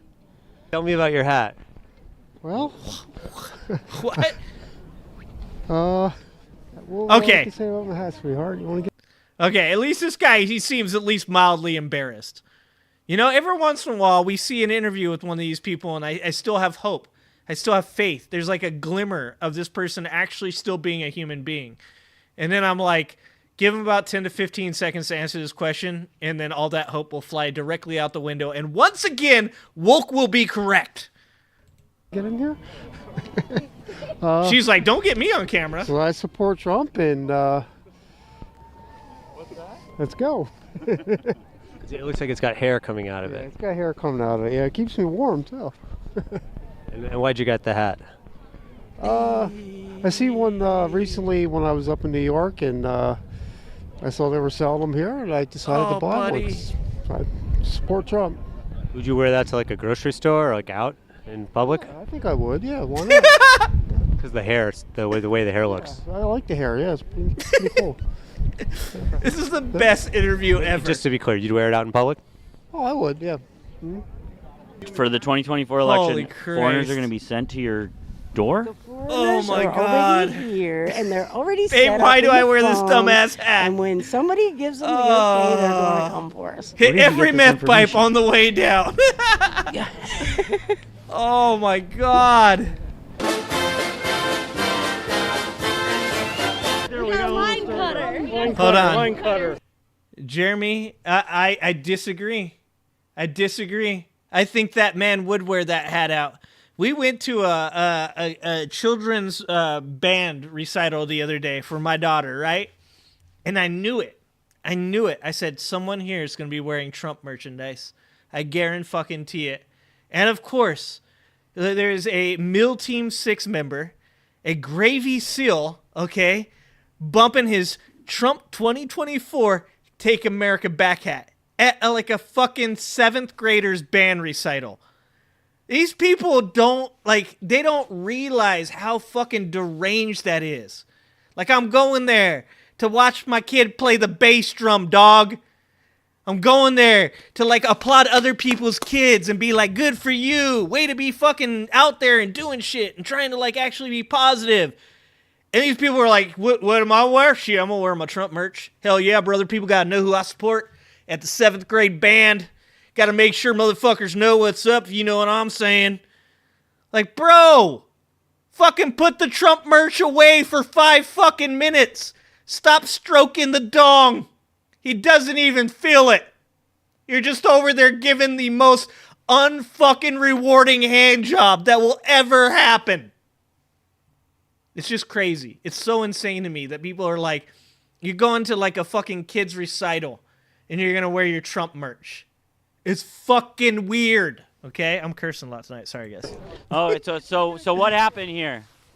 We've been waiting for hours, and then in front of us. So you guys are Thanks, saying you guys girl. have been Don't here? forget to subscribe. Hang out. Oh, you are subscribed. If you're talking, you already subscribed. So you feel that they jumped the line? Yes, they did. Why did you guys get in line here? We didn't do that. Ask the people right behind him. Did they jump in line here? They did? Oh, Okay. shit. So there you have it. You guys are here for peace? Oh, shit. We're here for peace. Well, you're not doing a very good job. Uh-oh. You jumped in right back here. People here saying they did not cut in line. Other people up here saying that they did cut in line. We'll go get somebody that can get him. I was at Stop the Steal, D.C. Oh! She's got some food. Yeah, some food. Oh! These are my people. Okay. Look, I can smell the trailer park on somebody from like a mile away. Okay. I can smell the trailer park on this gentleman through the screen. This gentleman right here smells like Busch beer, cigarettes, and gasoline that he siphoned out of his neighbor's vehicle last night, okay? This gentleman right here has definitely paid 10 cents for a loose cigarette at a store, okay? 100%, all right? God damn. This guy applauded when Kristi Noem shot her dog. He's like, I know what that feels like. That's like... God damn it. Oh. Food came out there. Yes, but no, I was at D.C. all Stop Steal rallies, and, you know, Pennsylvania. A little bit more came It's out called there. a Lucy, James. I know that. Come on, bro. But, you know, I am from the park. What happened. I mean, Christ, 3 o'clock in the morning, we watched what happened. It all of a sudden went boop, boop, bang. You know? We got a little more food that came out there. Hold on. Oh, that was straight out of the Donald Trump explanation book. Let's hear that one more time. That was amazing. But no, I was at D.C. all Stop Steal rallies, and, you know, Pennsylvania. A little bit more came out there. Yeah, you got me at the wrong time. He was feeding me. What the fuck? But, you know, we knew what happened. I mean, Christ. 3 o'clock in the morning, we watched what happened. It all of a sudden went boop, boop, bang. You know? We got a little bit more food that came out there.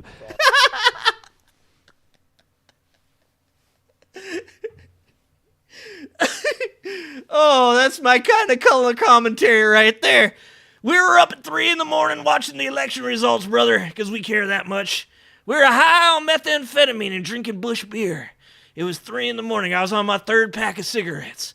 That's when the election results, they went boop, boop, bang. And that's when we knew we had to do something about this shit. So we went down there on January 6th. Like, Jesus Christ, man. You can't make this shit up. Let's let you swallow. Boop, you boop, bang. Does a trans person existing affect you in any way? When they're shoving it down our throats, yes, it does. How are they shoving it? Okay, what are they shoving down your throat, ma'am? Because look, if they are literally shoving it down your throat, I mean like physically putting it in your mouth, I will agree. That does affect your life. But something tells me no trans person has been within fucking 4 feet of this lady. Something tells me. Get down your throats. Trans Day of Visibility, for example, on a High Holy Day. That was just. Oh my God! I don't know. I'm just gonna let him keep talking because this shit. No. It happened to be on March 30th. It's that day every single year. It wasn't specifically because it was Easter. That's just the day it always is. 17 years. I stand by what I said. I said what I said. A Christian. He wants to have a Christian Visibility Day. Would you like that? Sure. Christian Visibility Day. Every day is Christian Visibility Day. Just for Christians? Why not? Like Christmas. That would be a welcome change for the country. Absolutely. Or Easter. What would be a good day for that? Never really thought about that. How about Maybe December 25th? We love our country. We want to make it right again. Make America great again. You feel like Donald Trump would be the guy to do that? Yes. And what needs to be changed? Get Joe out of there. Joe and the hoe got to go. Joe and the hoe got to go. And, God. Who is the? Kamala Harris. She's got to go. Okay. Oh fuck! It's just like it's the most like idiocracy type shit you could ever see, and for all the people that are like, bro, they just find like the most ignorant people and ask them questions. I don't know if that's true anymore. I used to be on your side. I used to be like, yeah, they're probably finding the dipshits, but there is so many of these people at this point. Like statistically speaking, we're talking like 30 to 40%, guys. I don't know if this is even possible that they're just seeking out these people. There's so many different ones. I mean, they all kind of look the same. That's true. They're very stereotypical in their appearance. They're all white. This guy's actually got a pretty good beard going on. It's not too shaggy. I might actually be shaggier than him.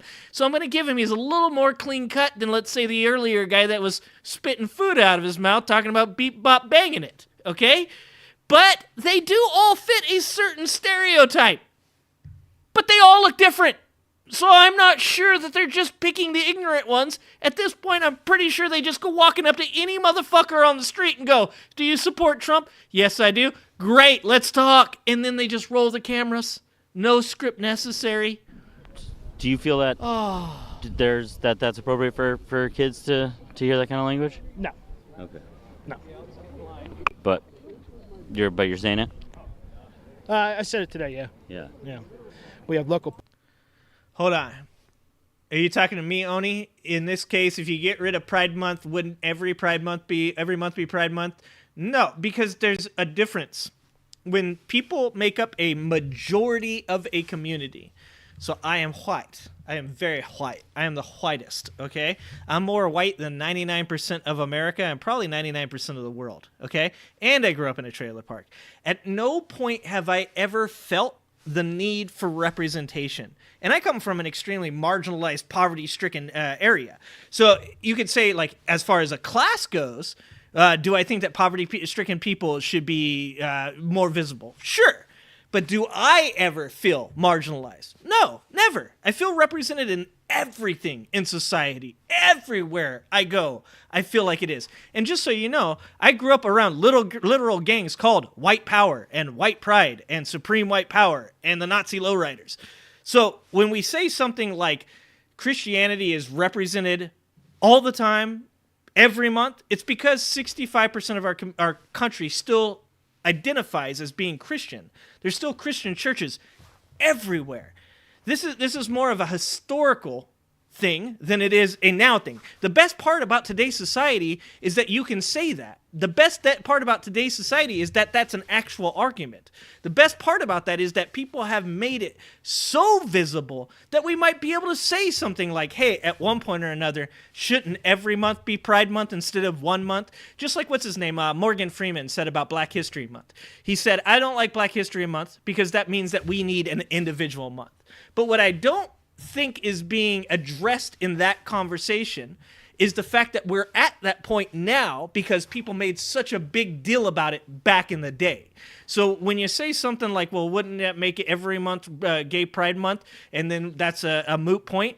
Well, I don't think we're quite there yet, but I do hope that one day we get there. I do hope that one day all of this stuff, all this talk of sexualization, all this talk of genders, all this talk of race gets to a point where it's so minimalistic that we don't have to talk about these things, because I don't think they'll ever go away, but I do think that we can minimalize them by making people more visible and more accepted, that we do get to a point where your argument stands pretty strongly that we don't need to have one single month, and if we do, it's mostly just for fun. Imagine if we did this kind of stuff just for fun. Instead of having to do it because people are marginalized and they don't get to be seen or be accepted as being regular-ass people, which they are, because no one's regular, no one's normal, we're all weird as fuck. We all have weird shit that we do, because weird isn't bad, weird is different. Hopefully one day we'll be able to say that. I don't disagree with your pushing back on that, but I do think that we still are in a place in our society where things like trans visibility is important, things like Gay Pride Month are still important.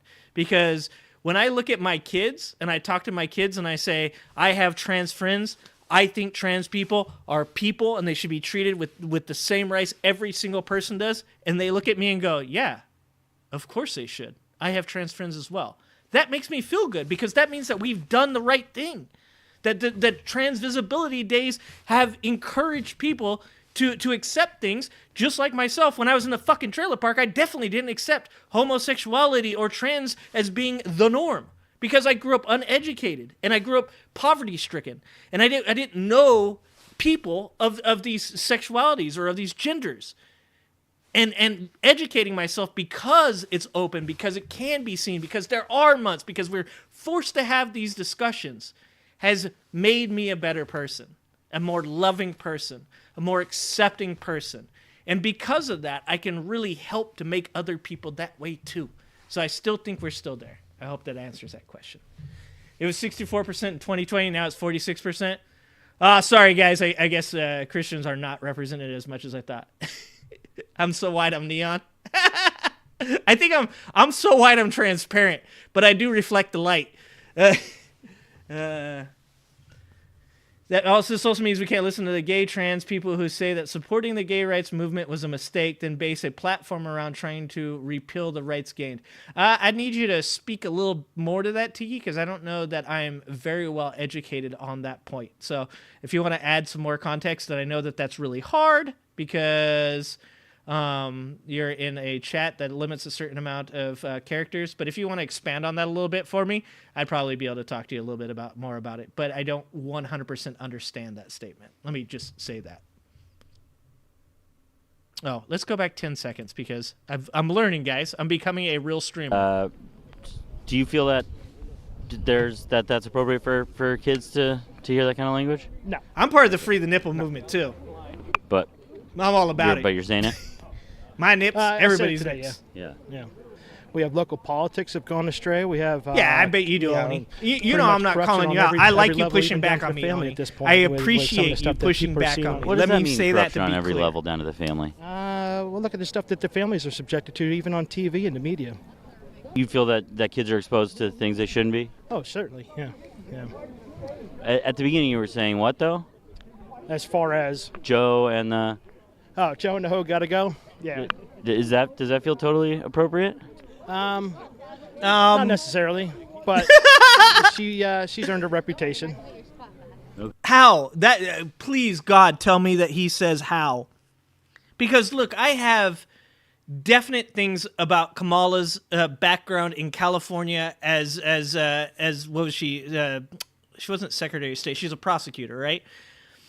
To do with the marijuana laws. And look, my opinion of it is, as far as her doing her job, she did a good job at doing her job. But her job, I do not accept that people should be put in prison for marijuana. And guess what? Joe Biden's changing that.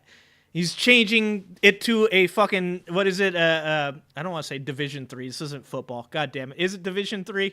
Somebody help me out. I'm losing it. Drug. And that's good. And I'm glad to see that because I do give a path to redemption to people. I do give grace to people. But I do disagree with some of the shit that she did in California when prosecuting certainly marginalized communities and putting young men in prison and potentially ruining their life. If you want to talk about that, we can talk about that. But that doesn't make you a hoe. Last I checked, it doesn't. DA, thank you. District Attorney, yeah. History has proven that progress is possible. Polarization is becoming more powerful. Yeah, I agree with that. You think 22 little children were shot dead would get some legislation through, but no, Joshua. Yeah, that's the craziest thing. That's the craziest thing to me. Schedule one. I'm like Division 3. Like they're in fucking Nebraska of Utah or Miami of Ohio. Seeing gay people and trans people who lived through the AIDS pandemic come out in recent years who say they regret fighting for gay rights back in the 80s and 90s. I would like to speak to those people. I think that'd be a really interesting conversation, Tiki. I would love to hear their reasoning for that because I obviously do not have the education on this subject to speak well to it. And I would love to hear from somebody that had personal experience with it and why they think that. Because even stuff like, what's his name? Thomas Sowell, right? Like he has some really kind of awkward arguments about why things aren't racist or why DEI isn't good. And I don't agree with the things he says, but I do like having the conversation around it because I think that helps to facilitate coming up with better plans based off of, diverse information. So I would love to have a conversation with a person of that belief. Blair White crowd, it's really a small minority of the LGBT. Oh, well, Jess could probably help me out with this. Class 3. Yeah, should you not have your kids because you prescribe weed? That's bullshit, right, Don Cron? Like, the whole scare over marijuana is insane. We all know, like, that's all bullshit. We all know that people have been, taking things like OxyContin and fucking Adderall and every pharmaceutical under the sun. We know that people have been drinking alcohol since the beginning of time. I myself do not smoke. I did earlier in life, but I chose to quit at one point because it was having an adverse effect on my life. But that was my decision. I don't think that should be taken away from anybody, and I don't think that people should be being put in prison with real fucking criminals where they learn to be better connected and worse people when they get out. Like, it's insanity to me that you would ever take a parent away from their children because they smoke marijuana unless they were putting those children's safety in jeopardy. And that goes for everybody. That's whether you're drinking alcohol or you mishandle your guns or you're smoking marijuana or you're, Mike Lindell and you're high on crack. If the safety of your children is a problem, then obviously CPS should get involved.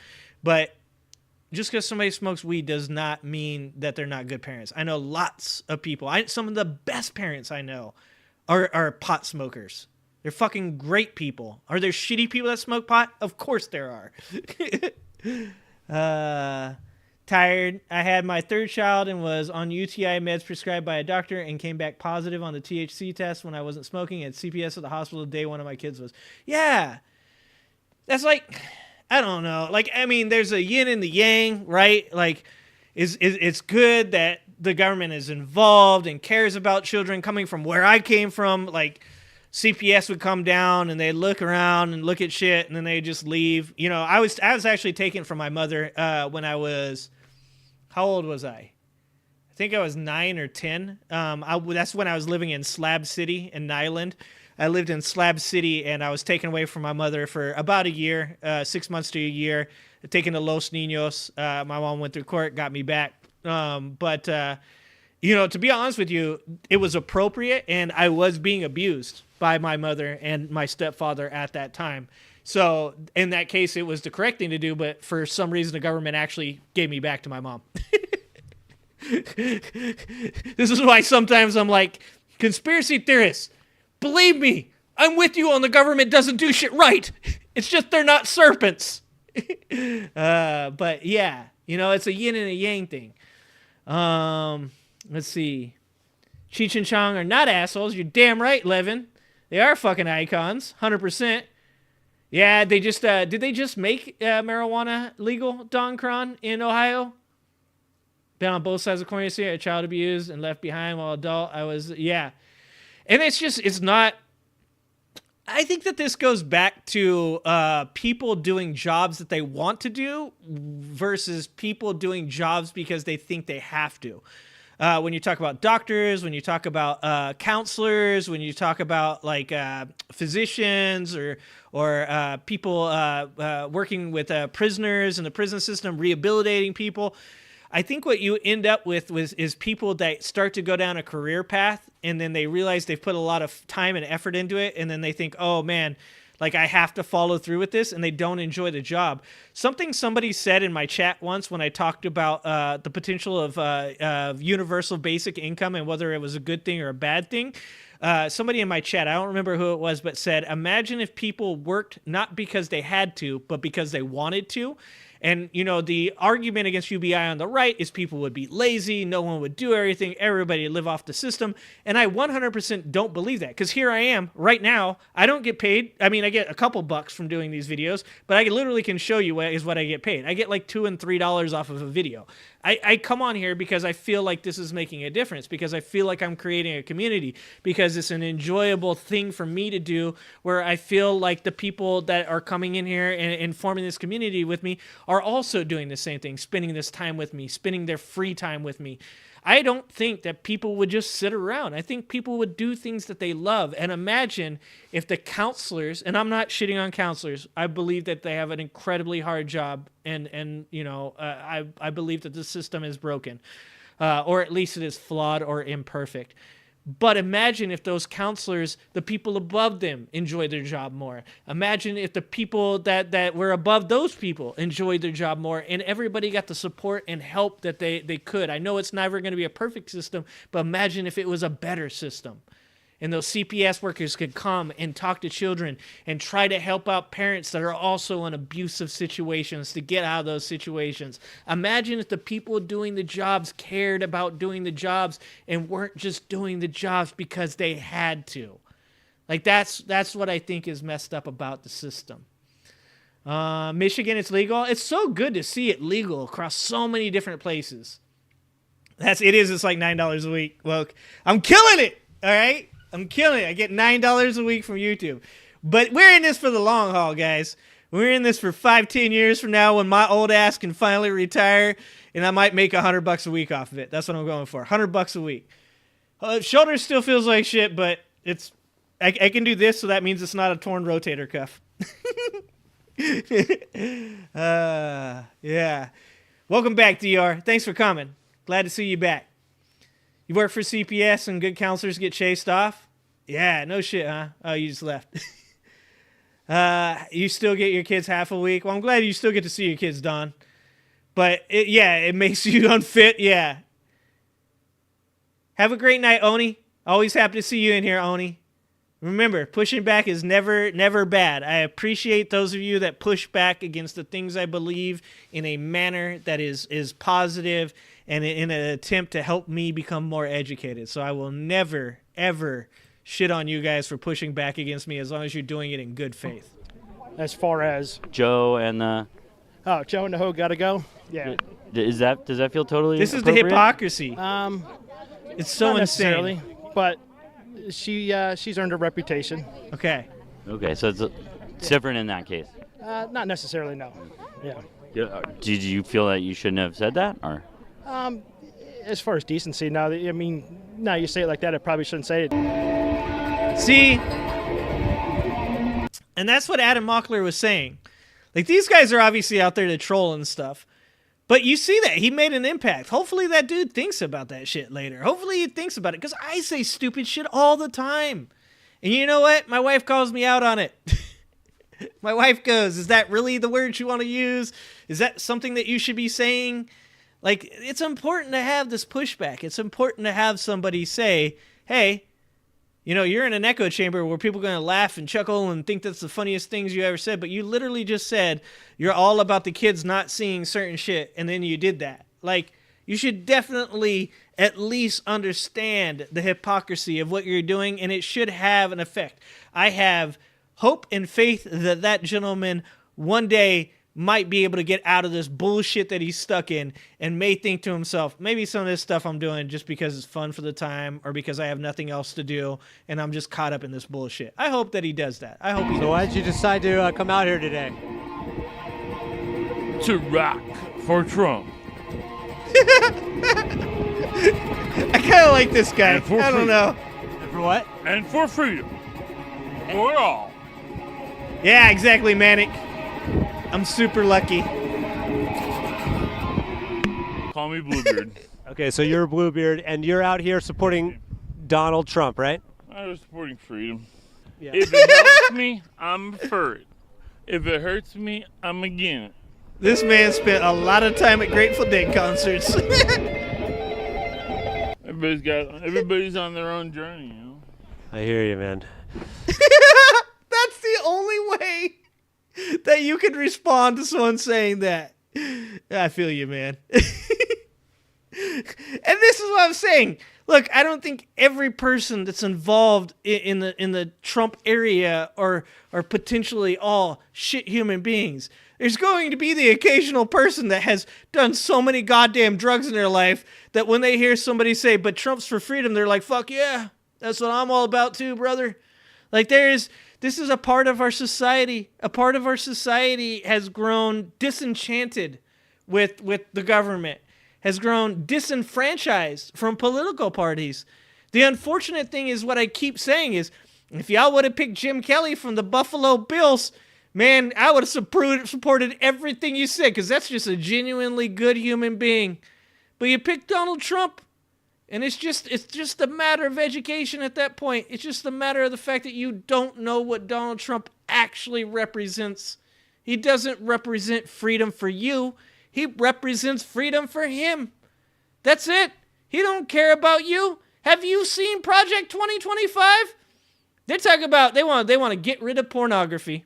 They said, we're going to get rid of pornography. Well, I hope you know that like 90% of your base looks at pornography too. So you better get them on board with that shit. They want to talk about how they want to break down the barrier between religion and government. Does that sound like freedom? That sounds like Christian nationalism. And I don't give a fuck if you're a Christian. You just don't get to tell me I have to be a Christian. You don't get to tell me I have to live like a Christian. You can. I want you to. I would love for you to be Christ-like. I would love for you to follow the word of Christ. But you don't get to tell me to do that. You don't get to say to me that I have to do it and it's the law, and that's what Project 2025 wants. You can read them shits. You can go look it up. It's on their website. They don't hide it. This isn't a conspiracy theory where it's all a bunch of crumbs that you put together to make a cake. They literally just say that shit because they know that the people who are following them are on board with their bullshit, and Trump is one of them. He's not an independent. He's not even libertarian, even though libertarians love him. He's Trump, and he has joined the Republicans, and he will be whatever they want him to be. Are you on a journey? What journey are you on? You're playing guitar. Your journey is a journey of rock and roll. Well, now, look at the Trump right there. Spot him quick. Dude, I was getting some serious Bill and Ted vibes. We have a development here in Line Cut Gate. We are going to find some authorities to see what they can do about it. Not sure how this will unfold. What just happened here, sir? Amazing. I just asked them. They're just doing the traffic. So they can't help? The authorities can't even help? Dude, Trump supporters are the biggest busybodies. With the fire department. Okay, so when we do get back to... It is a morality thing. It sounds like... You know, for people that are super concerned about freedom, they sure do spend a lot of time trying to enforce shit. a question of morality. They're capturing our children. It's Mao Zedong. Follow the history. Mao Zedong. Joseph Stalin. Oh, what? Starling. Oh, no. Oh, no, sir. Joseph Starling? Oh, fuck.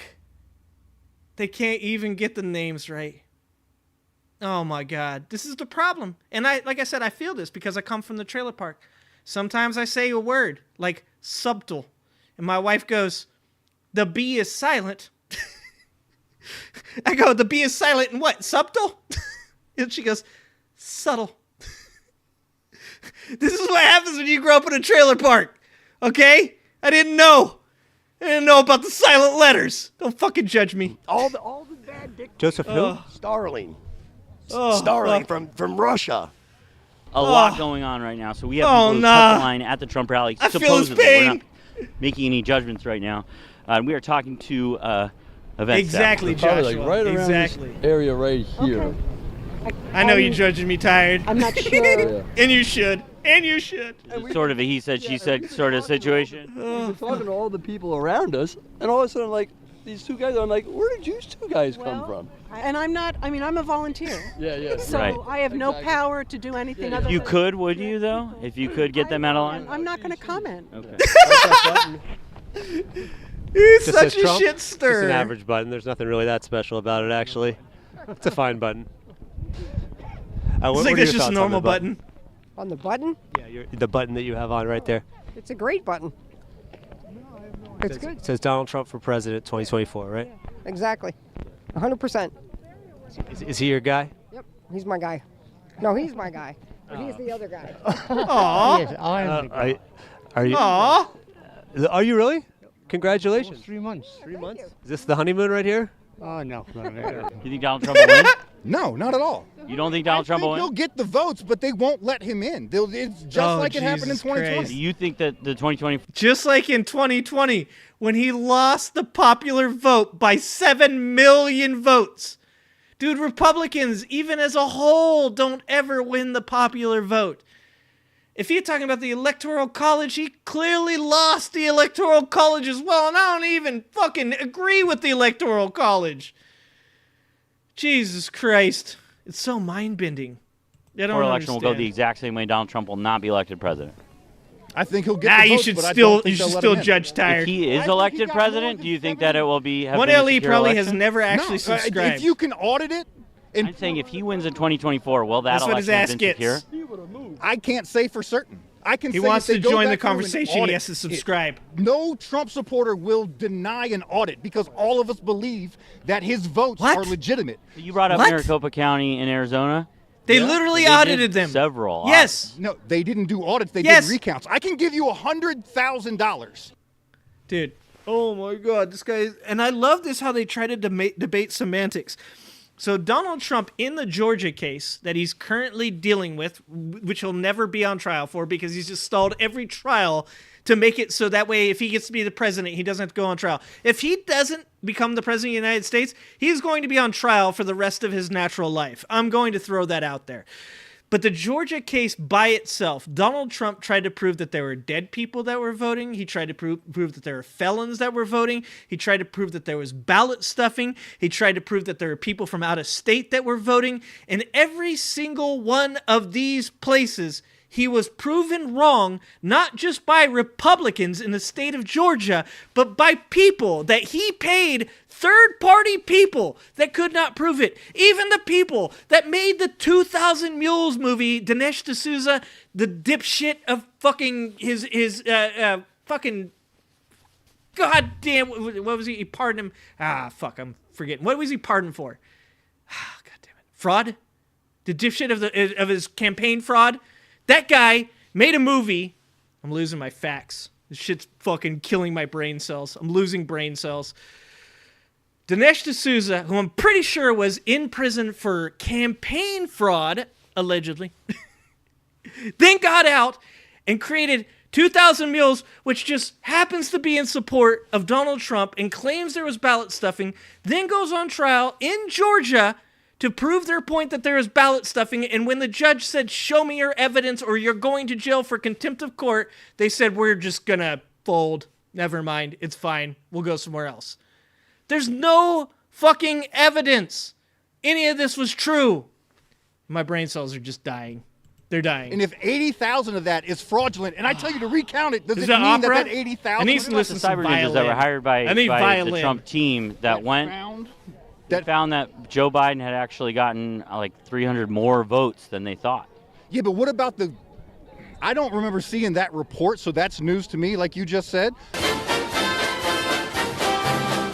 And, any other big issues you want to talk about? Besides the button? What was that? Get Biden out. You want to get Biden out of office, huh? Sure. All right, thank you. All right. Kind of a somber conversation there. JFK Jr. is the VP now or will be? No. Who asked it? Do you feel that he will be in 20? Okay, somebody in chat on Saturday asked if they were still waiting for RFK Jr. We have confirmation, boys and girls and genders of all types. We have confirmation that they are still waiting for RFK Jr. Holy shit. But that is a QAnon supporter. Now, I have always said there are multiple fragments of the Donald Trump support, and that QAnon is obviously the furthest out there of everybody. But they still believe that RFK Jr. is going to be his vice president. All right. Wow. Kind of a somber conversation there. JFK Jr. is the VP now? Yeah, or will Levon, be? I'm losing it. Oh, Christ. Do you feel that he will be in 2024 or? Way before that. It's Way happening now. It is Wait, how old 2024 is this now, but video? you mean Yeah. before the election? No, absolutely. There won't be election. You don't feel there will be an election at all in 2024? Probably not. What's going to happen? Watch and see. We're in the storm right now. Oh, the storm. Enjoy. Oh, they going to love happen their that would cause- keywords. You'll The see it's part of the storm. storm. Okay, The storm got me. Here, Got when my you know, channel you know. originally Where we banned. go one, we go all. What would it actually look like if JFK Jr. were to become vice president? What would that look like? going to be the best thing ever. Alex Jones just literally, he said I was drinking at the time. It was a conspiracy. Everybody was saying it was a conspiracy. It wasn't just Alex Jones saying it. It was half America saying it. So why didn't they go have half America? No, because Alex Jones has a damn voice and they want to shut him up. And they did. You kind of sound like Alex Jones a little bit, to be honest. Hey, he's my brother. You look up to Alex Jones? Oh, trailer park humor. I look up It's a the lot best. of guys. David Icke. David Icke is a pioneer of all this shit. What does it represent, this this beard here? guy. Patriotism. Patriotism? Because it's the red, white, and blue? Mm-hmm. Yeah. And what are the most important issues to you going into the 2024 election? Immigration. Most important issues. Let's see. Getting rid of the illegals. I called it. Getting rid of the illegal politicians. Illegal politicians, what does that mean? Schumer, Biden, and company. Anybody I don't like. How are they illegal? No one voted for them. They were appointed. Appointed? Chuck Schumer was appointed? Yep. How so? He didn't Holy run. shit. Oh, people think he ran for office, but Let me ask you guys a question. You think these guys that are standing behind this guy right here are like, holy shit, this guy's crazy? Or do you think they're like, this guy's holding his own? He's doing a good job. He's spitting facts to this interviewer. Because this guy right here at least looks like he's a little bit uncomfortable. This guy, I think he just looks cold, but I bet he would agree with 100% of what Green Hat here says. And this person back here, I think, might be a statue. I don't think that person's real. They might be a robot. it was his turn to be put in. They think he's winning? You I'm think so, Woke? confused. Yeah, he's won re-election several times. He's the majority leader. Keeps winning fuck elections Alex in New York Jones. by a I large second that, margin. Tiki. You hear of something called the deep state? I've heard people I've say heard that word What before. is the deep state? Look it up. Dude, do your own research. But like I said, All right, I guess, do we have to go back? Back out of line. Yeah. I feel like we may have to deliver the bad news. I don't know. Yeah, maybe you could do that. Just say, hey, these people said you have to get out of line. What the You fuck? want me to become part of the story? I don't know if I'd be comfortable doing that. Day one, put Hillary in jail. And what would she go to prison for? What wouldn't she go to prison for? Everybody Oh, that knows shit, Hillary brother. ends up dead anyways. Oh, shit, brother. Oh, he just made that was the best response to a question I've ever heard. He just shut him down. He said, what would she go to jail for? And he said, oh, shit, what wouldn't she go for? That is prime Trump answer right there. Oh, what? Hell yeah, brother, what don't you think she go to Trump for? You know what I'm saying? Trump for? To jail for? Because everybody around her dies, bro. Everybody around her. You know one of the funniest things that I've just recently thought about was these guys think Hillary Clinton has had all these people offed, right? So they think Hillary should go to jail because she's offed all these people. But then they support Putin, who literally had a guy shot and killed on the street that ran against him, who literally had a dude poisoned multiple times, put in a prison, and then died, Navalny, just recently. So this shit is like, and I can say this because Putin can't sue me. I don't have to say allegedly. I don't have to say allegedly Putin, although I'll fucking be careful. Putin's gonna knock on my door. You're like, oh shit. I'll tell you this, I ain't scared of fucking Trump. Putin knocks on my door, I'm like, oh fuck. I'm about to get all my fingernails pulled out. He said, this dude's about to waterboard the shit out of me. Putin shows up, I'm going for the guns. But it's so fucking crazy, isn't it? Like, they support Putin. Putin has had his adversaries thrown in jail. He's had them poisoned. He's had them murdered on the street. And they're like, I love that guy. Like, what about Hillary? Fuck her. People are dying all the time around her. Shit's sus. It's so crazy. It's so crazy to me. So hypocritical. I just don't understand I'm it. part of the story. I don't know if I'd be comfortable doing that. Day one, put Hillary in jail. And what would she go to prison for? What Yeah, he had that mercenaries plane shot down. Everybody that knows Hillary ends up dead anyway, so. Is that true? Like President Obama? Oh, Obama, yeah. So. He didn't die, though. He's alive, right? Yeah. Obama? Oh, yeah. In closing, if you could give a message to Donald Trump, quietly, a quiet message, just like a quiet message. You've been talking really loud for a little bit. It's all right. It's a trailer park thing. Yeah, it's all right. It's a trailer park thing. It's America. If you could give a quiet message to Donald Trump, it's a very quiet message. What would it be? Just try and be as quiet as you possibly can, okay? I pray for you, Donald Trump, and God and America needs you. As simple as that. That's why I'm here. I got my faith in you. I'm ride or die with you because I know your head's in the right place, Donald Trump. We were in the wrong line. We've been here for 2 hours. They said go over This here. is the climax. We came in here. I don't know. Who told you that? Over there. We were in the wrong. We were waiting somewhere else for like an hour.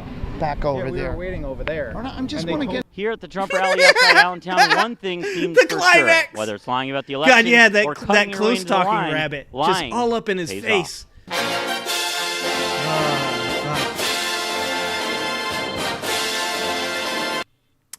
I think it's amazing out of all of this stuff that we've gotten this much content, guys. Just the sheer amount of content between like David Pakman, Brian Tyler Cohen, Luke Beasley, Adam Mockler, the GOAT, Jordan Klepper. So much content. If there is a silver lining to any of this, it is the sheer amount of fucking entertainment that we have gotten from this. I was thinking about this earlier too. If there was a biblical plague, any type of real biblical plague, it was having Donald Trump as the president at the same time we got COVID. If I were ever to become a religious person, I think that's what I'd fall back on. You know, most religious people, they like to fall back on the tornadoes or because there's people having gay sex, you know? They're like, the tornadoes is God! Because men are having sex with men and women are having sex with women, which is really weird that that's what God concentrates on, making sure that Tim Tebow scores touchdowns and that two people of the same sex are having sex. That really angers him or them and sends like 16 tornadoes. It seems like an overreaction. It seems like God might want to see a therapist. I'm just saying. But if I were to become religious, I'm falling back on 2020 first biblical plague. Donald Trump is president. COVID comes. Boom. I might start my own religion. I might do it. Let's see. You've been watching their shorts? Yeah. Dude, they're dope. I love The Good Liars. Yeah, Jason's amazing. Kyle Kalinske. You know, Kyle's kind of fallen out because of the fact that he had, I think as the progressive, I think he's the most progressive person, to be honest with you. I think Kyle Kalinske, if you're just talking about strictly progressive values, I would say Kyle Kalinske is probably the most progressive person that I watch. I don't know that everybody agrees with that, and I don't even know if that's correct. But I think that he had more criticism, obviously, for Biden over the Israel-Hamas conflict. And I think, unfortunately, a lot of people chose to walk away from his channel because of that, and I don't agree with that. I don't 100% agree with all of his takes on the Israel-Hamas situation. I have oftentimes said that I am undereducated on the Israel-Hamas situation, so I kind of take it with a grain of salt. But I think Kyle Kalinske is still a good dude. I think he still puts out pretty quality content. I think he's still on the right side of history. I think he's just a voice on the left that disagrees with other people on the left. And once again, when it comes to the left, we need to be sure that we're not doing the things that the people on the right are doing, and that's eating each other alive. Like, Kyle Kalinske pushing back against Biden and what he's doing in Israel is actually pretty important, whether or not I agree with him or whether or not you agree with him.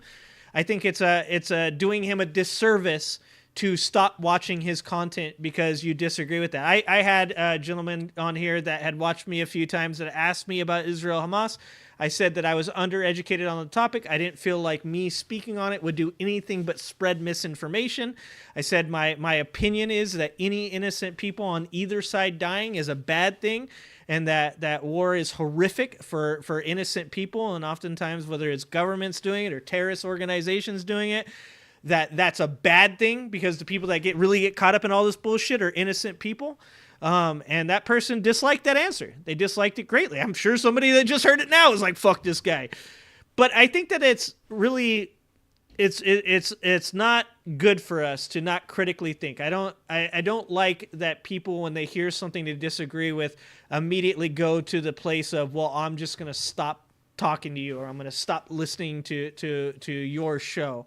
Because if you've heard 90% of my show and you like all of those things, or 60% of my show and you like all those things, and you hear one thing that you don't like, that should just kind of confirm for you that I'm a human being and I'm not up here trying to start a cult. I'm not up here to try and take your money. I'm not up here trying to get views and create some kind of following that I'm beholden to.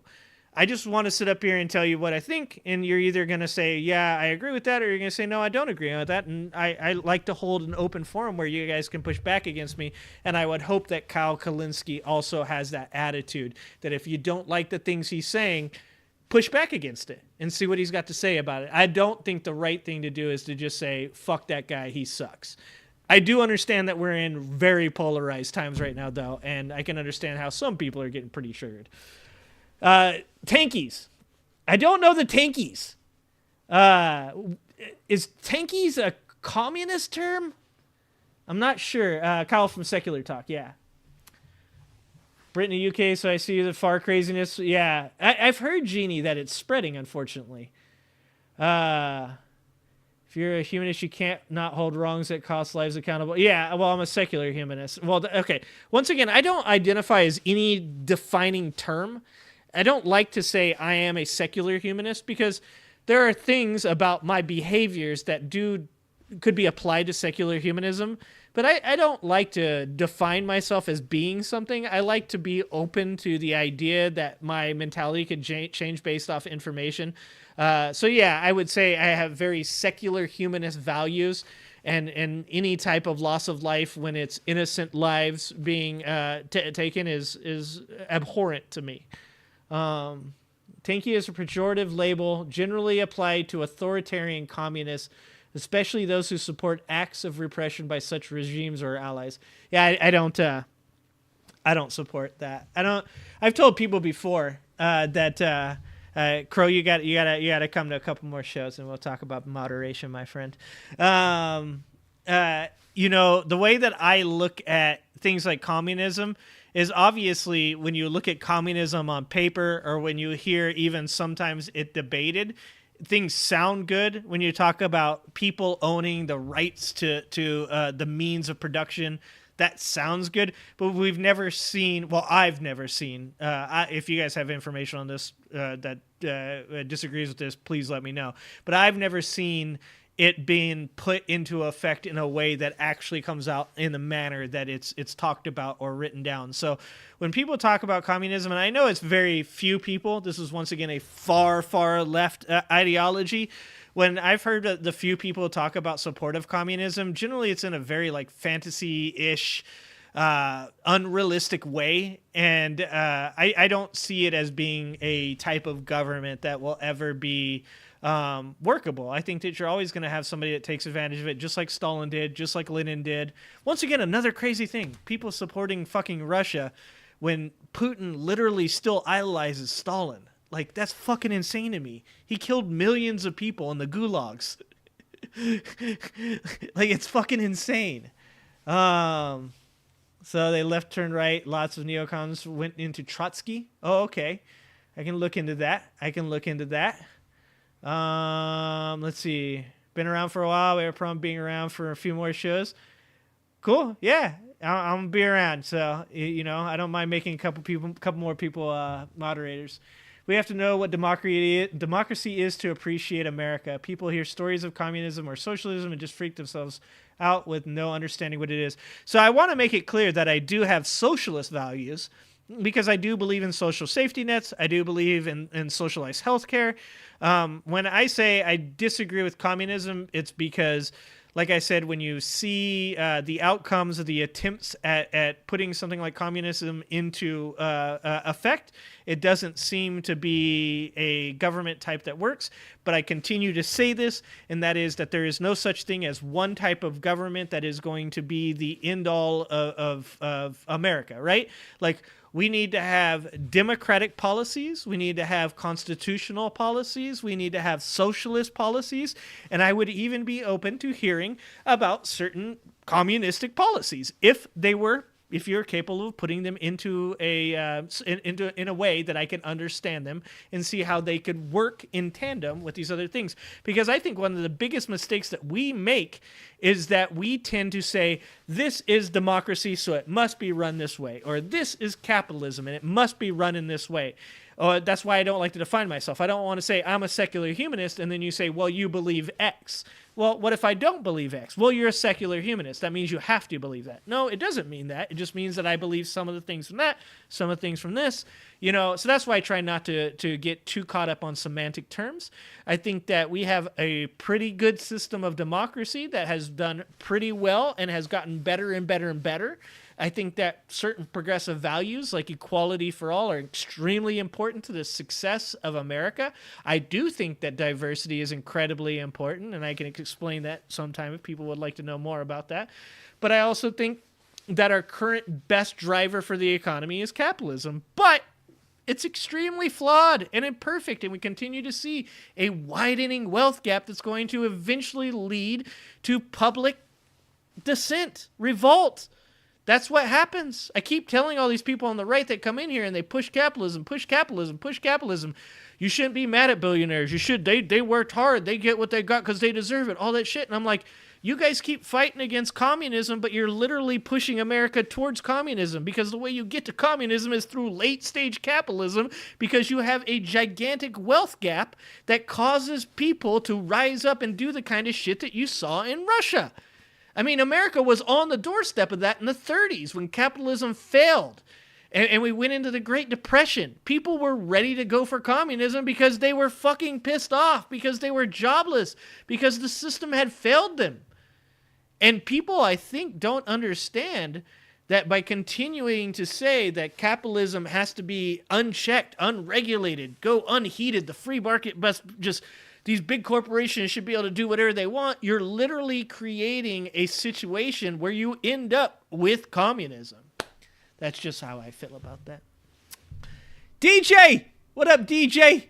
Yeah, people conflate socialism and communism all the time. They have no fucking idea the difference between the two. Yeah. What made America great was the fact of disagreeing and accepting differences and making better arguments. Exactly. Joseon, I'm going to say Joseon.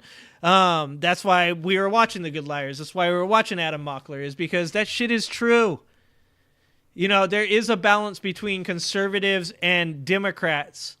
And I agree with Adam Mockler when I think, and this is why I lean left, that a lot of the facts are leaning left. And the reason that I say that is because the left tends to be more for progress. They tend to embrace technology more. They tend to embrace the environment more.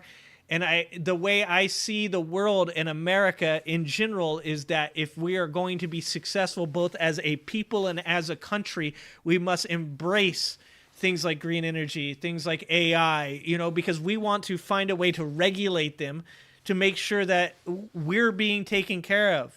And when I say we, I mean we the people. Not the fucking uber wealthy, not the ultra wealthy. Like, how am I supposed to have empathy for fucking Jeff Bezos?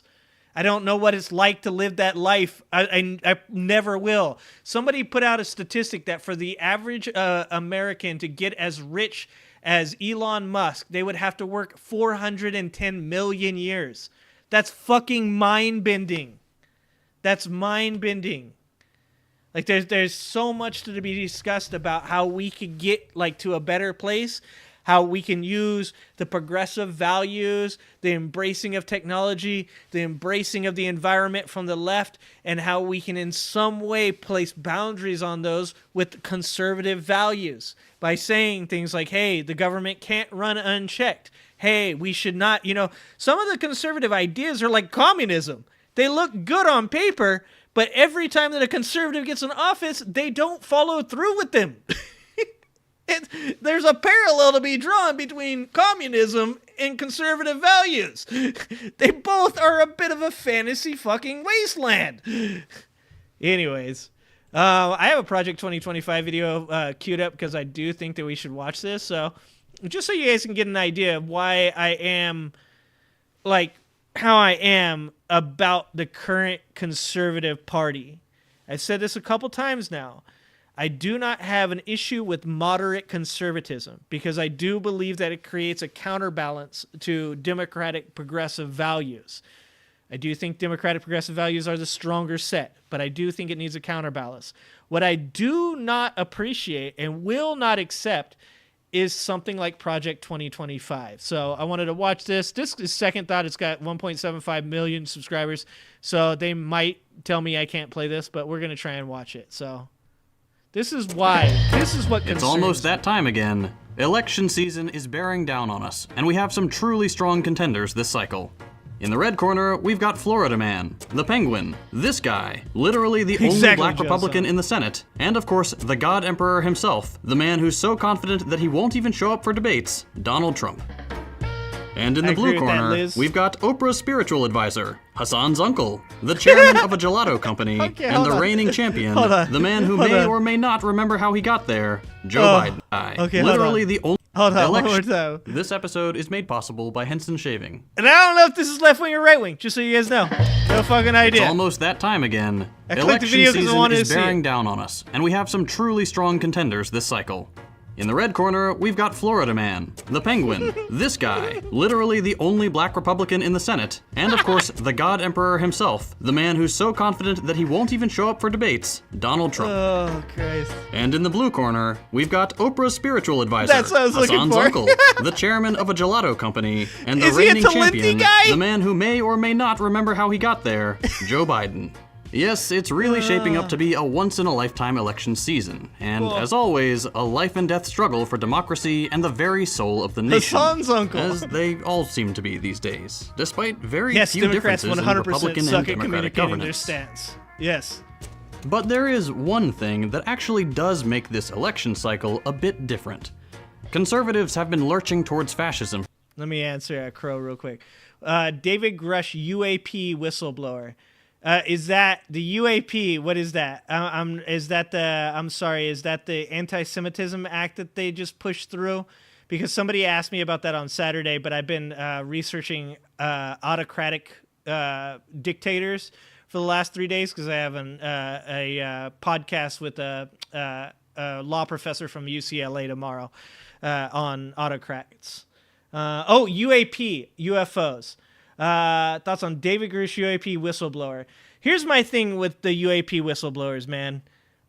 I remember watching a long time ago, there was a show by Joe Rogan called, what was it? It was like Believe It or Not, right? Like it was Joe Rogan going around getting high and asking people about aliens and stuff, right? And I use this as an example because I'm a lot like Rogan in that area where I'm like, I want to believe that magic is real.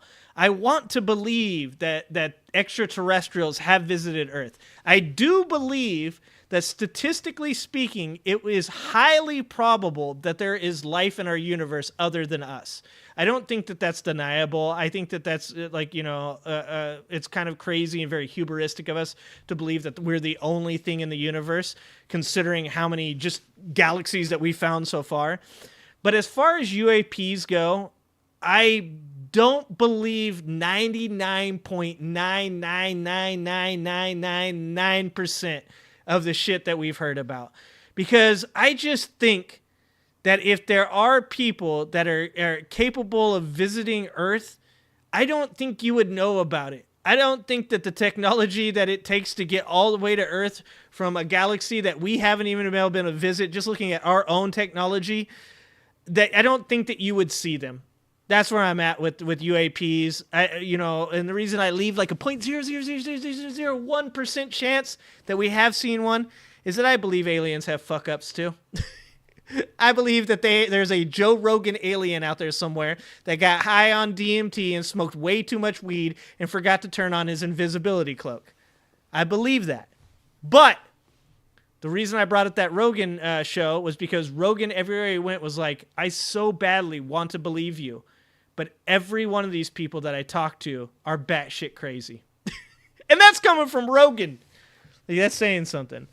So I want to believe in the UAP thing. But let's see. What are the thoughts about the Schumer bill that both people that voted against it happen to be conservative?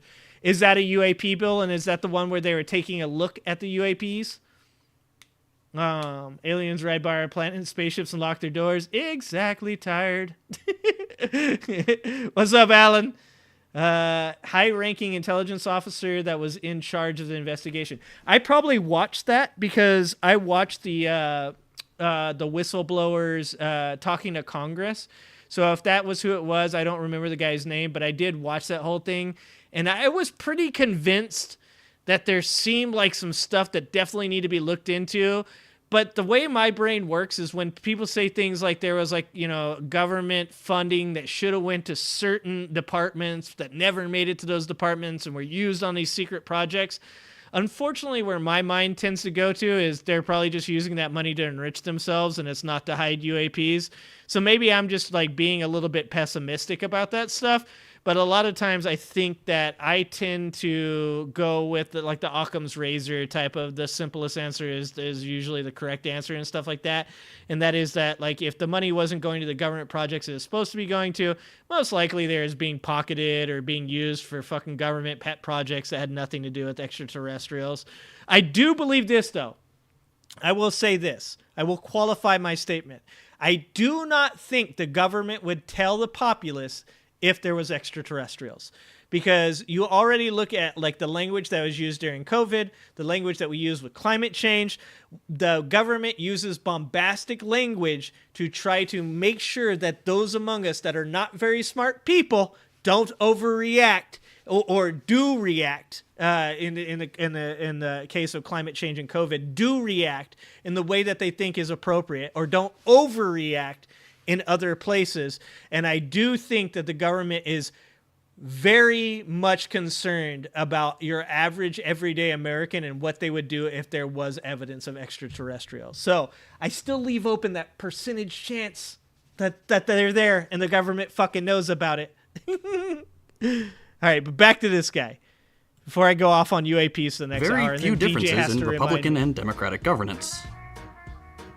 But there is one thing that actually does make this election cycle a bit different. Okay. Conservatives have been lurching towards fascism for years, with the Democrats not far behind, though historically they've been a little more subtle about it. Yeah, but recently, exactly, Robert. The That's American kind of where right my brain has dropped goes. a hot new single, Project 2025. If you thought they were bad before, just wait till you get a load of this. In today's episode, we're taking a look at the new conservative plan to seize total control. Son, you got a good point. And what it means for the future of the country. Brace yourself.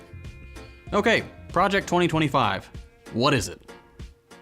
Spearheaded by the Heritage Foundation, Project 2025 is a massive 920-page conservative manifesto detailing how they intend to give the president vastly more power, destroy bureaucracy, root out woke propaganda, appoint vetted far-right freedom fighters at every level of government, and have it all ready to implement the day the next conservative president is elected, which they assume will be 2025, hence the name. And I don't know if he's going to go into this, but just so everybody knows, this has been happening, I think, since the 80s? Or maybe before that, but I want to say Reagan was the first person that really instituted the Heritage Foundation's policies.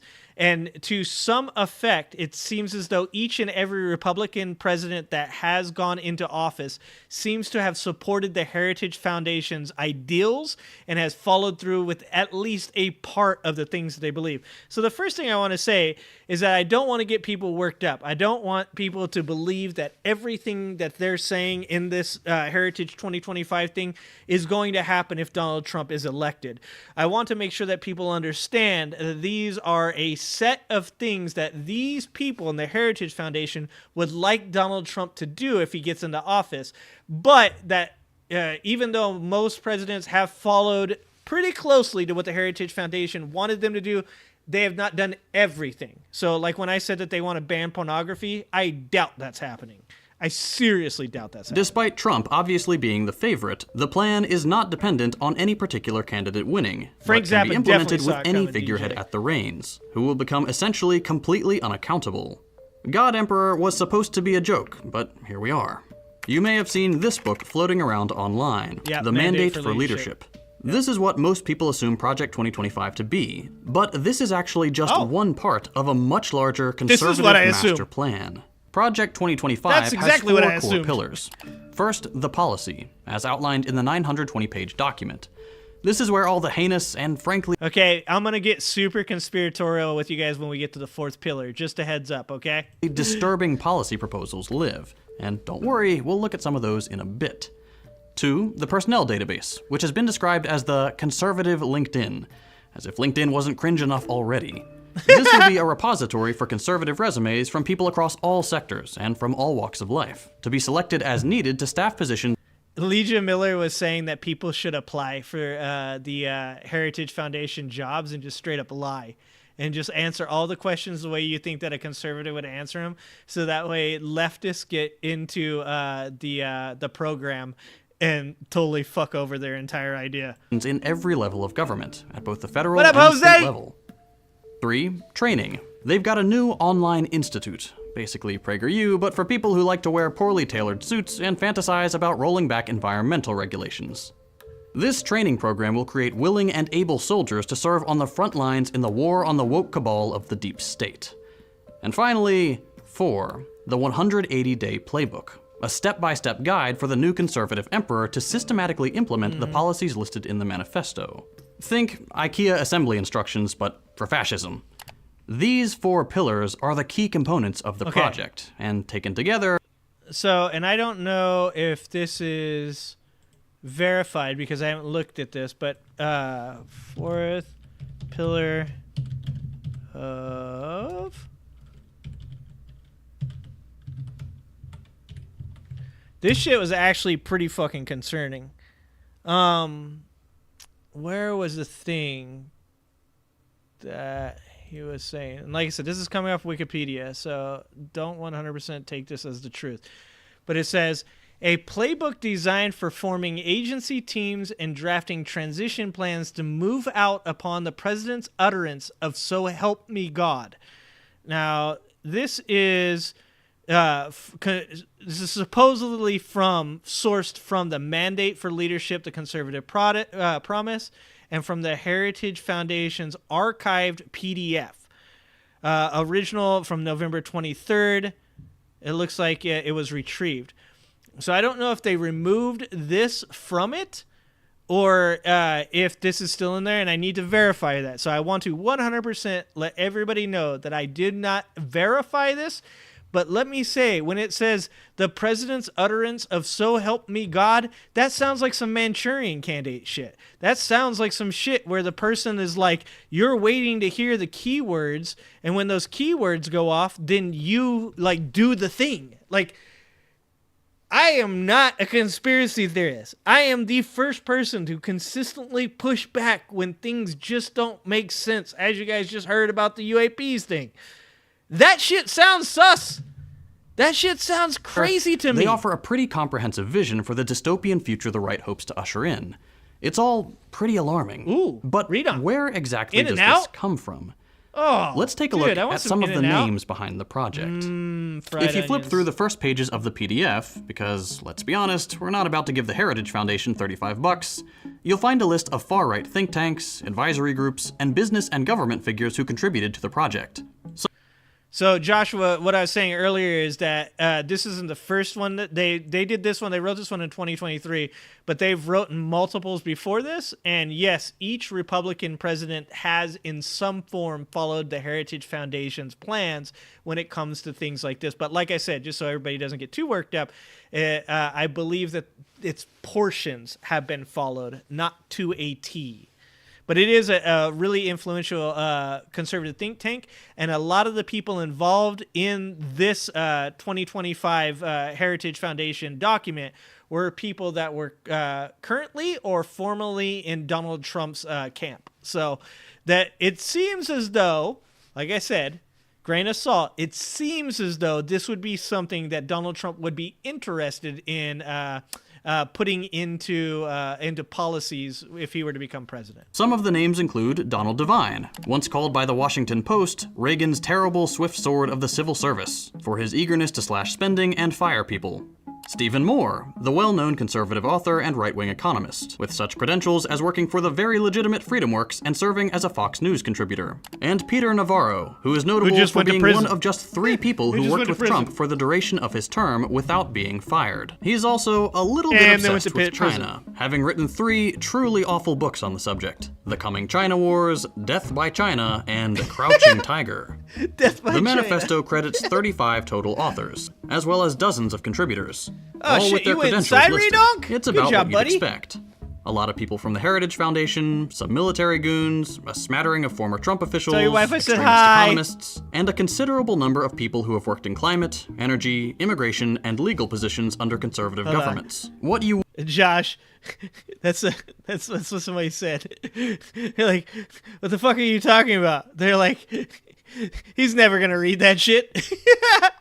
My concern is that they make an audio version of a 900+ page book, and then like somebody else has to listen to it and feed him the information. won't see a lot of in the acknowledgments is religious Death by credentials, China would which be an you'd awesome think would band be name. important given how much the document leans on Christian language. This should be I don't your think there first is a Navarro indication that that doesn't maybe suck. the people who loudly proclaim their faith aren't really all that Christian, and they're just using it to win brownie points among their religious conservative audience. There's actually a lot of overlap here with the topic of our last video on Christian nationalism. These people use religious rhetoric, but a little bit of digging reveals that the God they pray to is not the God of the Bible, but a mythologized vision of America itself. Much like fascists throughout history have relied on a glorious false past to act as a North Star to guide them into the promised land, so too have American fascists wrapped themselves in comforting mythology, proving that what they are doing is not only just, but divinely inspired. It's very when you have a Reagan-esque. higher power on your It's very Reagan-esque. It's the idea, you know, when you hear people that don't want to talk about slavery, when they don't want to talk about inequality, the thing about that is like, I've said this multiple times, there is conversation to be had about getting to a point in our history where we don't have to go over these things. But we're still working on that portion. We're in the middle of it. And as everybody knows, anybody that's ever been in a personal relationship with a significant other where shit got rocky, you don't just get to opt out. You don't get to just say, I don't want to talk about this. You don't get to just move on. That doesn't work out. Like, what you have to do is you have to heal that divide. You got to come to terms. Yeah, you know, the real pillars of a relationship are communication and sacrifice. And you know, having that discussion and then saying, admitting where you're wrong and saying where you'll do better. Those are the things that have to happen. And one of the things that we do in the Reagan type of rhetoric is we act as those things didn't happen, or they're not as bad as everybody makes them out to be, or I'm the real victim, not them. Now I'm the one who's being victimized. That's the type of rhetoric that you start to hear in these types of right-wing conservative Christian nationalism. And just so you know, like, I didn't believe any of this shit when people use these words. I go and look them up. I go and compare the definitions of what these people are calling these people and who they are as a person to see if those things come together. Sometimes they do, sometimes they don't, but I can tell you the Christian nationalism thing seems to be pretty appropriate, and it doesn't seem to be being denied by the people that it's being applied to either. So this is very Reagan-esque. your side, it's pretty easy to justify horrific acts. Okay, with the brains behind the project out of the way, let's get into the nitty-gritty. What exactly do these people want? What's their end goal? He'll get Mike Lindell to read it there to are him. 4 main priorities. Oh, God. In their words, they want to, 1, restore the People don't family talk as the about any of the centerpiece of Republican American life fucking, and protect our children. Deficits. 2, dismantle the administrative state and return Because the self-governance to left the sucks American at telling people. their stories. 3, defend our nation's sovereignty, borders, and bounty against global threats. And 4, secure our God-given individual rights to live freely. What are And once again, if you actually like listen to these 4 things, and you go back and watch the Robert Reich video where he talks about the enemy at the gates, this is literally in their enemy words, at the gates. they want to 1, restore the family. So your family, your children, everything is at stake. The tradition of you and your wife and your kids is being threatened. So there you go, enemy at the as gates. the centerpiece of American life and protect our children.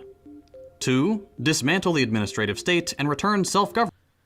The government is over-policing you. The government is trying to take away your freedoms. The government is trying to take away your rights. Enemy at the gates. To the American people. 3, defend our nation's sovereignty, borders, and bounty. Everybody outside of America is bad. Everybody outside of America wants to send their rapists, their killers, their drug dealers to America to kill you. There's terrorists coming across the border. All of this stuff sound familiar? Like, once again, it's like the greatest fear of the other. The enemy at the gates. Against bullshit. global threats. And 4, secure our God-given individual rights to God-given individual rights, securing them. They're trying to take it away from you. They're destroying Christians. They're taking away religion. They're forcing the family to now be atheist Satan worshipers instead of good old Christians, because they're always great people. The Crusades didn't happen. You know, like I said, I don't have any problem with people that truly want to live a good religious life. I want you to be successful. I want you to be happy, and I want you to treat others well. But this type of religious use, like he said, isn't because the people that are pushing it forth believe in God. They believe in a certain type of country where they have the most freedom and the most power, the most authority to live the life that they want to, while yours is taken away. They're literally saying, don't let them live that life because we won't get to live ours. We must live ours so they don't live that life. Like, that's all enemy at the gate bullshit, dude. To live freely. What our Constitution calls the blessings of liberty. Okay, you can probably already see where some of this is going, but let's start with the boring Shit, we stuff. needed the military. The nuts and bolts of manipulating the federal Joshua. government to serve the right. A lot of this project centers around gutting what's called the administrative state. This is stuff like the EPA, FEMA, HUD, the Fed, stuff like that. The humdrum logistical stuff that nonetheless often plays an important role. And when they talk about, they use the term dismantling the FBI. When they talk about dismantling the FBI, that's a lot like saying defund the police, right? Like, it sounds like one thing, but it means another. When they talk about dismantling the FBI, what they're actually talking about doing is removing the people that are currently in the FBI and then replacing them with the people that are applying through this website, or people that they know, that they feel they can trust, which we've all seen exactly what happened with Trump's administration.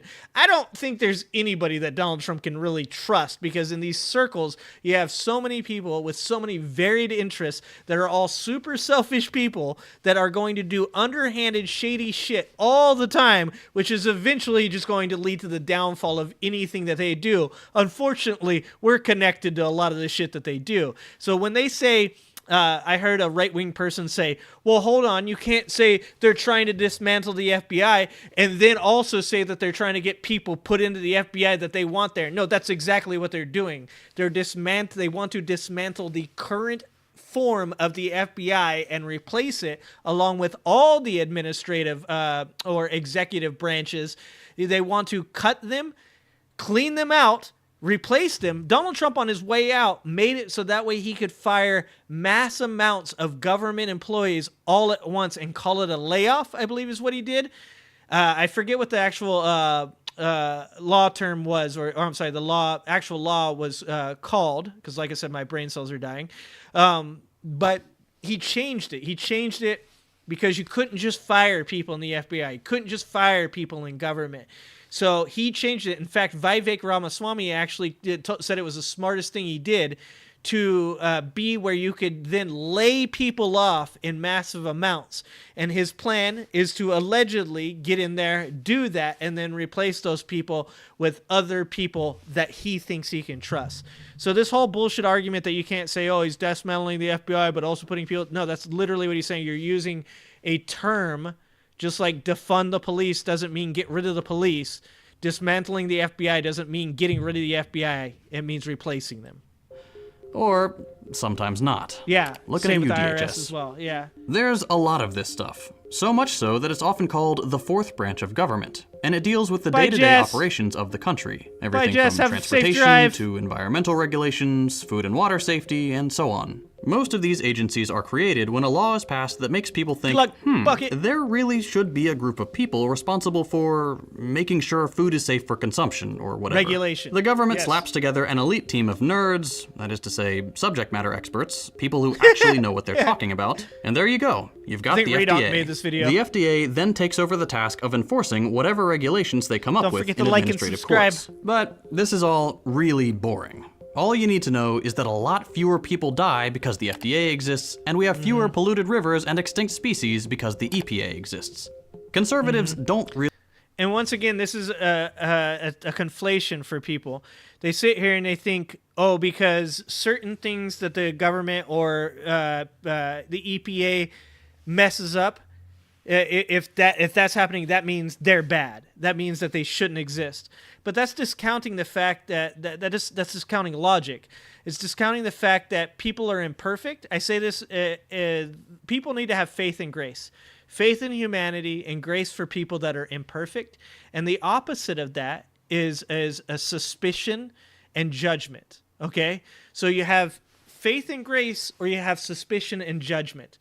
And the conspiracy type, the doomers types, tend to lead more towards suspicion and judgment. I myself and people like me that want to believe we're critical thinkers, want to believe that we actually can hear what the other side says, tends to lead more towards faith and grace.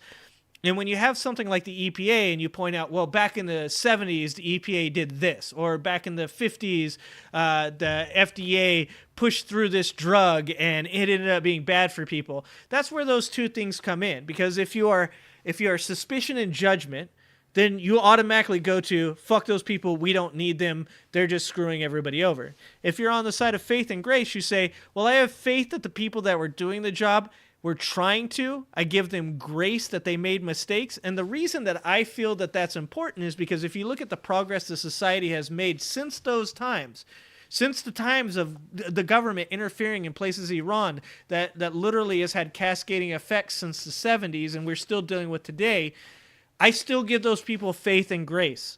Because I don't believe that every single person that's involved in the FBI, CIA, or politics is a bad, corrupt person. I believe there are lots of people that are trying to do good things that are imperfect, flawed human beings that sometimes are lobbied by potentially shady people, and that is a problem, and that's why we should get money out of politics, and that's why we should overturn Citizens United. But I do not believe that because mistakes had happened or shady shit had even happened intentionally, that means that you have to have a complete and total distrust of the system. You should be skeptical of things. You should critically think about the things that are done. But when we talk about things like the free market being unregulated and thinking that, oh, don't worry, that just means that it all balances itself out, we can see that through even a slightly regulated market that these things go unhindered. You know, like we need to still have portions of our government that get involved with food safety and healthcare safety. Somebody was just saying this, I think it was Destiny actually. Somebody asked him what institution he thought he enjoyed the most or he liked the most. And he said, everybody's going to hate me for this, but pharmaceuticals. And I was like, oh, hold on. What? And he said, if you look at the progress that we've had with pharmaceuticals and the things that we've cured, the diseases that we've at least lessened symptoms, extended life expectancy with, things like cystic fibrosis, where my friend's daughter was born with cystic fibrosis 10 years ago. 10 years ago, she was expected to have a life expectancy somewhere between 20 and 25 years. Today, because of progress in pharmaceuticals, she is the experimental medication has been shown to help her live a life of up to 60 to 65 years.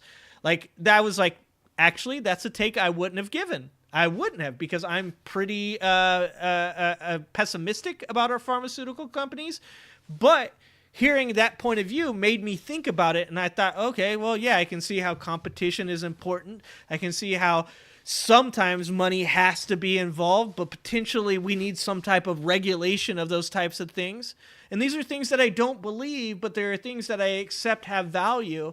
And we have to get to a point in our society where when we talk about the EPA, when we talk about the FDA, when we talk about the FCC, and specifically when we talk about government branches like the FBI and the CIA, we have to recognize, as somebody said earlier in the comments, that they've done a lot of things that you don't know about, or you do know about, that you're not giving them enough credit for. Because I'll tell you this right now, if Donald Trump dismantles the FBI and puts a bunch of fucking goons in there, China will have everything that you fucking love as far as your information within fucking weeks. Because China already has 5 times, 50 times, 500 times the amount of people that America does working on cyber warfare.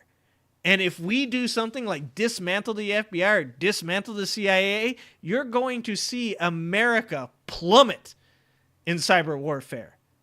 And that's not a good thing, considering that the next revolution, or the next industrial revolution, is most likely going to be AI driven. Really like rules in general, especially rules that protect the environment or poor people. What did I do to the sound? Hold on. I did it again. Sometimes I talk too much and I kill the sound.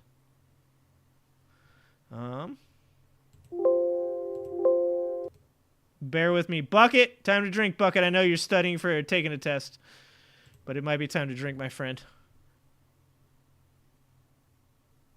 Lost. Yep, my Bluetooth speaker's just lost. Do do do do do do do do do do do do do do do do do do. Play the oh, there we go. I think we just connected. All right. Country. Everything from transportation to environmental regulations, food and water safety, and so on. Most of these agencies are created when a law is passed that makes people think, dude, ads there for really gold is should be right a up group your of people alley, Reno. responsible What are you talking for about? making What are you sure talking food is about? safe for consumption or whatever. The government slaps together an elite team of nerds, that is to say, subject matter experts, people who actually know what they're talking about, and there you go, you've got the FDA. The FDA then takes over the task of enforcing whatever regulations they come up with in administrative courts. But this is all really boring. All you need to know is that a lot fewer people die because the FDA exists, and we have fewer polluted rivers and extinct species because the EPA exists. Conservatives don't really like rules in general, especially rules that protect the environment or poor people, so these agencies need to go. It's not good enough that the president can appoint the heads of these admin agencies. For example, Trump appointing a fossil fuel executive to head the EPA. No, conservatives want complete power over everyone in these agencies. Because right now, the subject matter experts at, say, the EPA are not beholden to politics. They just come to work and try to figure out how to protect snails or something. Much of the argument here centers around whether these agents... And I don't think a lot of people understand that. Like, the FCC is an independent side of the government. Like, that's actually a really important thing. When the EPA, when I talked to Lowell Bear in that podcast, that like really opened up my eyes to what actually happens in these programs. And he was doing things to save these animals because he wanted to. It wasn't because Joe Biden wanted to. It wasn't because Richard Nixon wanted to. You did have bipartisan political support when they passed the Endangered Species Act, but his work by itself was his passion project, and he was the one doing these things. He wasn't, like he said, beholden to politics. He was beholden to the thing that he loved, and that's these animals that he was trying to keep from becoming extinct. And that really opened my eyes through a bit of education to, oh, okay, So not everything works within the boundaries of having government oversight. Something like the EPA, before it gets its entire budget cut like it did under Donald Trump, is there to protect the environment, not to protect political interests. Are constitutional. Conservatives like to claim that since the Constitution didn't explicitly say federal agencies like these were part of their master plan, they're government overreach and should be dismantled. Historically, federal courts have disagreed with this assessment, so until now, we can rest assured that our milk has been pasteurized and our water isn't contaminated with lead. But here's the thing with the whole constitutionality argument. Who cares? Most countries around the world scrap their constitutions entirely when the people decide they're no longer relevant or they need to be overhauled. Only the United States has this weird reverence for the Constitution and the Founding Fathers. And to be honest with you, I understand the weird reverence. And if a lot of people don't understand this, let me explain it. It's because it's only a 250-year-old country. And we still look at those times a lot like a guy that looks back at his best high school football game. I scored 10 touchdowns that year. That was the greatest time of my life. And you reflect back on those times with rose-colored glasses. You don't think about all the pimples you had. You don't think about all the awkwardness with women that you had. You don't think about that. No, you apply who you are today to who you were back then, and it makes out this like fantasy. It fills out this fantasy, and that's what we do with the Constitution. The Constitution is a great framework for freedoms, but the idea that it shouldn't be changed, the idea that it is untouchable, the idea that it is the American Bible is kind of ridiculous.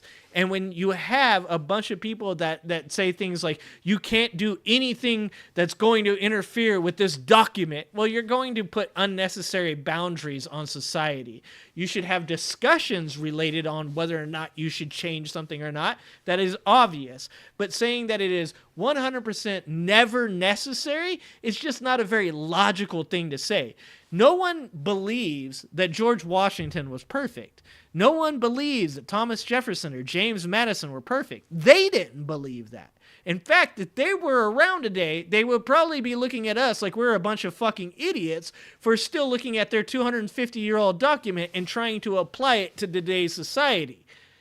It has a great framework. It has a great set of rules and boundaries that are very unique, but it is not perfect because nothing is perfect. And treating something like it is perfect is like being in a cult. And it's also a good way to dodge accountability or responsibility for the future generations. Because if something's going to stay fine for the next 40 years of my life, well, why do I care? But if there are children, I have children, that you care about, I care about them, then you should be discussing whether or not a document that's 250 years old, that was created during the times of slavery and had no women's rights, is still an acceptable document to be applying to every situation in America. It has a great foundation, but there are things that need to be changed. And I know that's like, oh my God. Part of that is due to the relatively short history of the country. Nixon was the president. The U.S. has only really existed for a couple hundred years. When you look around the world and see some of your peer nations have a couple thousand years of history, you might feel the need to mythologize your past just a little bit to make your nation seem special. The Founding Fathers have been elevated to godlike status, especially among conservatives. But the truth is, they were a bunch of frat boys. Okay, not all of them. Ben Franklin was 70 and Washington was 44. But a lot of them, dear viewer, are younger than you are right now. Alexander Hamilton, the one with the annoying fan club, he was 21, and he wasn't even the youngest. I didn't know that. The point is, when you look at historical events without the rose tint of mythology, you see a... So for all the right-wing Trump supporters that come in here and shit on Luke Beasley for being young, shit on Adam Mockler for being young, yeah, don't forget that fact. Keep that one chambered. Don't forget that the people that you worship were 21 too, bud. Bunch of normal people just kind of making it up as they go along. It's normal that things change over the centuries. What's considered constitutional should reflect the values and norms of the time. That little tangent aside, let's get back to the goals of Project 2025. We talked about the boring stuff, wanting to gut the administrative state, but what else is in there? It's 920 pages after all. They've got to have some other ideas. It's a fucking huge book. Well, a lot of it is what you might expect. As Trump stated on numerous occasions, they want to kick the cultural Marxists out of the Department of Education, demolish the deep state, and combat woke ideology at all levels of government. They plan to do this by making And once again, I just need to point this out to people. If you are part of a group of people that continually uses keywords, and this is something that everybody should be aware of, on the left, the right, the center, anywhere. If your entire terminology is consistently the same, if you say the same thing as the person next to you, the next person next to you says the same thing, and so on down the line. If you repeat the same conspiracy theories, if you use the same terminology to describe things you do and don't like, that's a time where you have to take a step back and ask yourself, am I critically thinking? Because actual critical thinking is holding two ideas at once. Being able to think to yourself, I think this, but this also could be true. So I've said this, I had a conversation recently with somebody where they said, do you dislike Trump? I said, that's a weird thing to say. I do not think that Donald Trump is a good candidate for the president of the United States. I do not think that he is a good leader. I do not agree with his policies. I don't know him, so I don't know that I dislike him or not. And they said, okay, well, that's close enough. And they said, do you think that he's a bad father? And I said, wow, that's a really good question. And the reason that that's a really good question is because if I apply the thinking of the majority of the people that I'm around on a day-to-day basis, then I would say yes. But because of the fact that I'm a father, and because of the fact that I love my children so much, I tend to think in an empathetic way about other parents. I tend to look at them, and I tend to attempt to give them grace and have faith. And so when I look at him and I see that his children are still around him, his children seem to listen to him, his children seem to do the things that he wants them to do, I do have to say that I can agree that I do not think that he's a very good person. I do not think he's a good leader. I think he's incredibly divisive. I think that he's a bad president, and I think that he's bad for America. But I also can hold the belief that he potentially could be a good parent. Because those two things can be in your mind at the same time, and you can still agree that he should not be the president of the United States of America. Now, I know some of you are going to disagree with me on that, and that's appropriate. You should. If you feel strongly that he isn't, then that's what you should. But what I'm saying is that everybody should be able to hold those two things in their head at the same time to discuss with themselves in their internal dialogue whether or not they're approaching their own bias in the correct way. So it's just when you come to all this stuff, you hear like a million keywords. You hear woke ideology. You hear, the enemy at the gate bullshit about immigration. You hear about, election fraud. You can go on and on and on and on, and it's all just on repeat, on loop with Trump supporters, and that's because they don't apply any type of critical thinking to things. They just believe what they're being told, and we all have to be careful about falling into the same trap because of convenience. As Trump stated on numerous occasions, they want to kick the cultural Marxists out of the Department of Education, demolish the deep state, and combat woke ideology at all levels of government. They plan to do this by making extensive use of Schedule F, a piece of legislation established at the federal level by Trump, which allows the president to fire federal government officials at will, I agree with presumably Margo. for not sufficiently bending the knee. The project calls for an that. executive branch with essentially unchecked power, making the president basically unaccountable to Congress. They want to dismantle the liberal system to build one more favorable to conservatives. That means scrapping environmental protections, moving away from globalism, punishing corporations for DEI language, which is funny because it sounds like they actually think these corporations genuinely believe their DEI statements. They want to escalate tensions with China by ending economic engagement entirely. That's all ridiculous. Once again, if you know anything about running a business, which I have been doing for the majority of my life, you know that none of this makes sense. It's mind-boggling to me that people think that this is a good financial plan for America. If I'm running a business and I just say to myself, I am going to do no business with anybody else, I am going to be strictly dependent on my own resources, that business would go out of business in no time flat. You have to create connections. You have to have people that you can ally with. I was going to say ally, but I don't think that's a word. That you ally with. You have to participate on the global stage. There's no such thing as a successful isolationist America. We actually have an incredible amount of resources here in America, and that's what makes us such a good partner for the rest of the world. But if we don't take advantage of using those resources to help others, then others won't help us, because there are resources from other parts of the world that we need to continue to be competitive with the rest of the world. We are an incredibly successful financial system for who we are, for how few people we have compared to places like India and China. Things like green energy, whether or not you believe in climate change, whether or not you believe it's man-made or not, it doesn't matter, because the rest of the world is moving forward with green energy technology. The only people that aren't are the conservatives in America that want you to believe that if oil goes away, everything's bad. But that's not the way the rest of the world is going. The rest of the world is moving on with technology, because becoming independent energy independent energy producers is the way that you find any type of real independence. And then you use the export of that energy to your allies and your partners to enrich yourself profit-wise as a country. Like, you can't just say we're going to shut ourselves off from the rest of the world. We're going to antagonize the rest of the world.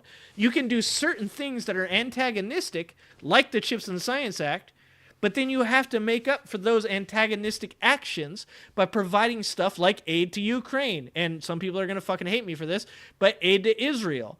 You know, like, you may not agree, as I don't agree with the humanitarian parts of some of these things, but you do have to agree that in certain places, as a business, as a country, that you're beholden to certain agreements, that you're beholden to certain allies, whether or not we like it or not, you know? Like, that's like I said, once again, you don't have to agree with everything I say. Down on immigration, criminalize LGBT expression. They claim that any talk of gender identity, and so on is pornography and should be banned, and has no First Amendment protections. They want to scrap labor discrimination policies. Quote, maintain a biblically based, social science reinforced definition of family, meaning scrap protections for same-sex marriage. Country if we and try plan to isolate ourselves. Quote, secure our God-given individual rights to live freely, unless, of course, you're one of the aforementioned groups they intend to criminalize out of existence. In that vein, to touch very briefly on their views on pornography, if you read the text, they basically just mean any discussion of gender, abortion, or any identity other than straight and cisgender. They want all instances of this kind of language stripped from society. I'll have to look that up. I'll have to verify While it's a little cliche to compare the conservatives to Nazis, that would be pretty interesting. You know what books were the first to be burned? Which institutions were the first to be shuttered? Books on gender and sexuality, and institutions that studied these topics. 69! But, okay, we know elected conservatives are like one step removed from outright fascism at this point. But how are they justifying this? Yes, we all know they just forced this stuff through if they could. But at least for now, they still have to play by the rules of Western liberalism. So the key to their plan is to lean on unitary executive theory, which dates back to the devil himself, Ronald Reagan. Yeah. In a nutshell, this political theory suggests that maybe having 3 separate but equal branches of government isn't a good idea, and that instead the executive branch should dominate the relationship. Yep. Reagan's team came up with this notion to help facilitate deregulation, and it kind of just stuck. Every president since Reagan has made use of this theory to wield just a little bit more power than they probably should have. Bill Bush Jr. justifying his invasion of Iraq, Obama justifying widespread U.S. deployment overseas, Trump's Muslim ban, and so on. Saturdays sometimes. Now, the Project 2025 ghouls want to make sure the president has essentially unchecked power, that Congress cannot prevent the president from doing what they want to do, however heinous their pet projects may be. There's a whole conversation about unitary executive theory in government circles. People are writing books about it and having very important conversations with very smart people. And you know what? That's what makes this so scary. The Republicans talk a big game about destroying cultural Marxism or waging war on woke, but that's just bluster. When they start coming up with justifications within the liberal framework, the Democrats will cave like they always do. Every single time we see them play ball with the far right, they cede a little more ground each time. Then you get a president like Biden, who just straight up accelerates the process by speeding up border wall construction, approving a record number of oil drilling permits, and then when he inevitably loses because everyone is upset with him, the Project 2025 people swoop in and the Democrats just go along with it because it's technically... And see, this is what I'm saying, is I can hear this. I'm a supporter and a person who will vote for Joe Biden, but I agree with what he's saying right here. And that's because when people say that Joe Biden doesn't get any shit from the left, Joe Biden, I just pointed out before we started this video, Kyle Kalinske. There are people on the left that are upset with these things that he's doing because, let's just say it, Joe Biden is an establishment Democrat. He is, in my opinion, the best person for the job right now. That's my opinion, and I can generally base that off of his legislation or policy as well as his administrative choices. But that does not mean that I do not disagree with things like the drilling in the environment, like building the border wall, which I don't even have, I'm not calling it racist. I don't use that excuse. I think that it's a complete and utter waste of money, and it's a distraction from the actual way to help create an immigration process that is less symbolic and much more substance. Joe Biden was a milquetoast candidate when he came against Donald Trump in 2020. And that was on purpose because we had just came out of the insanity of the Donald Trump era and we wanted somebody that wasn't crazy. Think of it as a relationship. You just dated the craziest chick you had ever had. Was it fun? A little bit. Did it get crazy? 100%. Did she steal your car? Yeah, she did. Okay? And did you almost go to prison because she fought her crackhead boyfriend? Also probably true. Okay? And then when that young girl came through, that lady that was like, or I guess in Joe Biden's, when that older woman came through, okay? That 40-year-old with a job, an education, and all she wanted was a dude that kept his job and showed up to the kids' high school football games. She showed up, you were like, I'll give her a shot. Oh, you know what? I like this girl. But when she don't want to go out on Friday night, you complaining, okay? When she don't want to, have some drinks during the football game, you're complaining. Because that's who Joe Biden was. He was milquetoast. And that's okay. That's what we needed. And I still think that's actually what we need right now, to be honest with you. I don't think we've recovered from that crazy fucking relationship that we had. I still have some PTSD from it. I want a couple more years with the 40-year-old girl with the fucking law degree, okay? I want to get this shit over with. Then maybe we can go back to trying out some new shit again. Maybe try some toys. You guys hear what I'm saying? But like I said, we shouldn't deny that there are things about our candidates that we don't 100% love. Because that's just real life. He loses because everyone is upset with him. The Project 2025 people swoop in and the Democrats just go along with it because it's technically legal. Not to do it again, but most fascists throughout history have come into power through technically legal means. And then they change what's legal so you can't get them out again. Yeah, I agree with that, Joshua. I wish we would have. Well, that's all pretty grim, huh? What's the solution here? Do we just vote harder? No. Younger people. Do that if you want, especially if you think you can make a difference at the local level. But things have gotten worse for us with every single president. And things have certainly gotten worse for people living in the third world as the US gets more and more vicious abroad as our empire declines. The solution is the same as it's always been. Mass movements. Join an organization. Unionize your workplace. Learn to defend yourself and your community from fascist vigilante violence. Keep yourself safe online. Learn your rights. Educate yourself and those around you. Things like Project 2025 don't happen in a vacuum. There is an economic base to these developments. The US is losing ground on the world stage, and will soon be superseded by China as the dominant economic power. Domestically, the average worker is worse off now than in living memory. We can't afford the skyrocketing cost of housing, food, healthcare, utilities. Everything is going up, except wages. We have no mandated paid sick leave or parental leave. We have no benefits, no labor protections, no chance for advancement as more and more companies move to the gig model of employment. I agree with These that are partially. structural problems caused by the very nature of capitalism. Run the simulation 1,000 times and we'll end up right here every single time. The race I for agree with endlessly that. increasing profits results in monopoly, overaccumulation, a falling rate of profit, economic desperation among the masses, and a surge of reaction that carries everything I fascism said. to the very top. You want a different result? Break the machine that powers these societal evils. If capitalism is allowed to survive, we will not. And the only thing I mentioned would at the say beginning to of the that- video that this episode was made possible by Henson Shaving. The one thing I'm going to say about that is that I don't, once again, believe you have to burn down the entire system.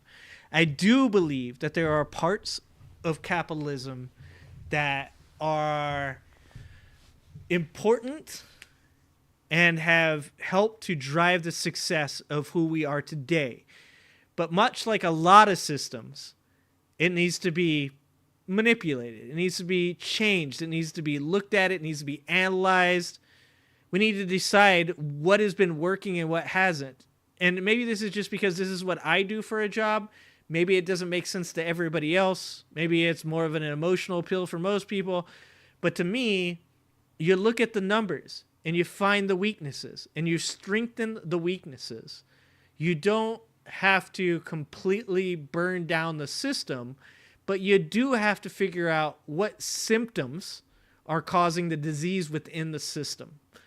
And so for me, when I think of capitalism, I think that continuing to create social safety nets, continuing to create socialized policies like Bernie's, like Joe Biden's pushing of relieving the debt among college Americans.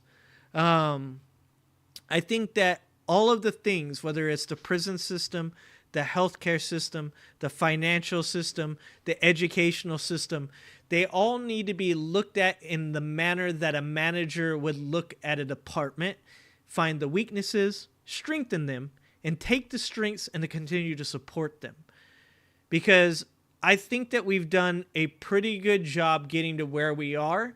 And I think that if we still support things and do things the right way, we can find ourselves getting better and better. But I don't think that's going to happen unless we start supporting people. Because the people are the foundation. The people are the reason for the country. The country is not the reason for the people. If we don't spend more time working on helping each other, and if we don't spend more time educating ourselves, then something like capitalism won't work. It just can't run by itself. It'll run until it runs out of gas, and then we're all the ones left stranded on the side of the road. I don't think that's what we want to be. Free healthcare, free college, 100%. Legalize weed, 100%. Good legal weed. Redonk, good job. Is it ironic that his rant against capitalism is brought to us by Henson Shaving? Mildly, DJ. Mildly. And that's what I'm saying, is it has a place. I think denying that capitalism has done anything good, along with the evils that have came along with it, is kind of, once again, redonkulous. We don't want to be those people. We want to still be able to keep those two thoughts in our head. We want to be able to say capitalism has been a hard driver of many successes, and capitalism has also been a flawed and imperfect system that has marginalized certain communities and kept them oppressed. Those two things are both true, and I don't have any problem with having both of that in my head at once. I don't find a conflict. Well, I think that's we didn't get to the other 17 videos I had up. I had a lot today because there's so much to talk about. But I wanted to talk about 2025. I think people should spend some time looking at 2025, see what you guys think about like the words that you actually see within the document. I implore everyone to go and read both the Heritage Foundation site as well as the book that they put out. And you decide. You decide whether or not you think that this guy's being hyperbolic or if I'm being hyperbolic. You guys decide whether or not it's doomer or if it's a conspiracy theory. Like I said, I'm up here to show you that my mind works. I'm not up here to change yours. Other than that, yeah. Every Monday, every Wednesday I do try to be on here around 5 o'clock Pacific Standard Time. We try to go for 2-3 hours, depending on how tired I am or how hungover from disc golf I am. Saturdays, we do try to have a Saturday stream, and we may do a Sunday stream for science, because we like science. We love science.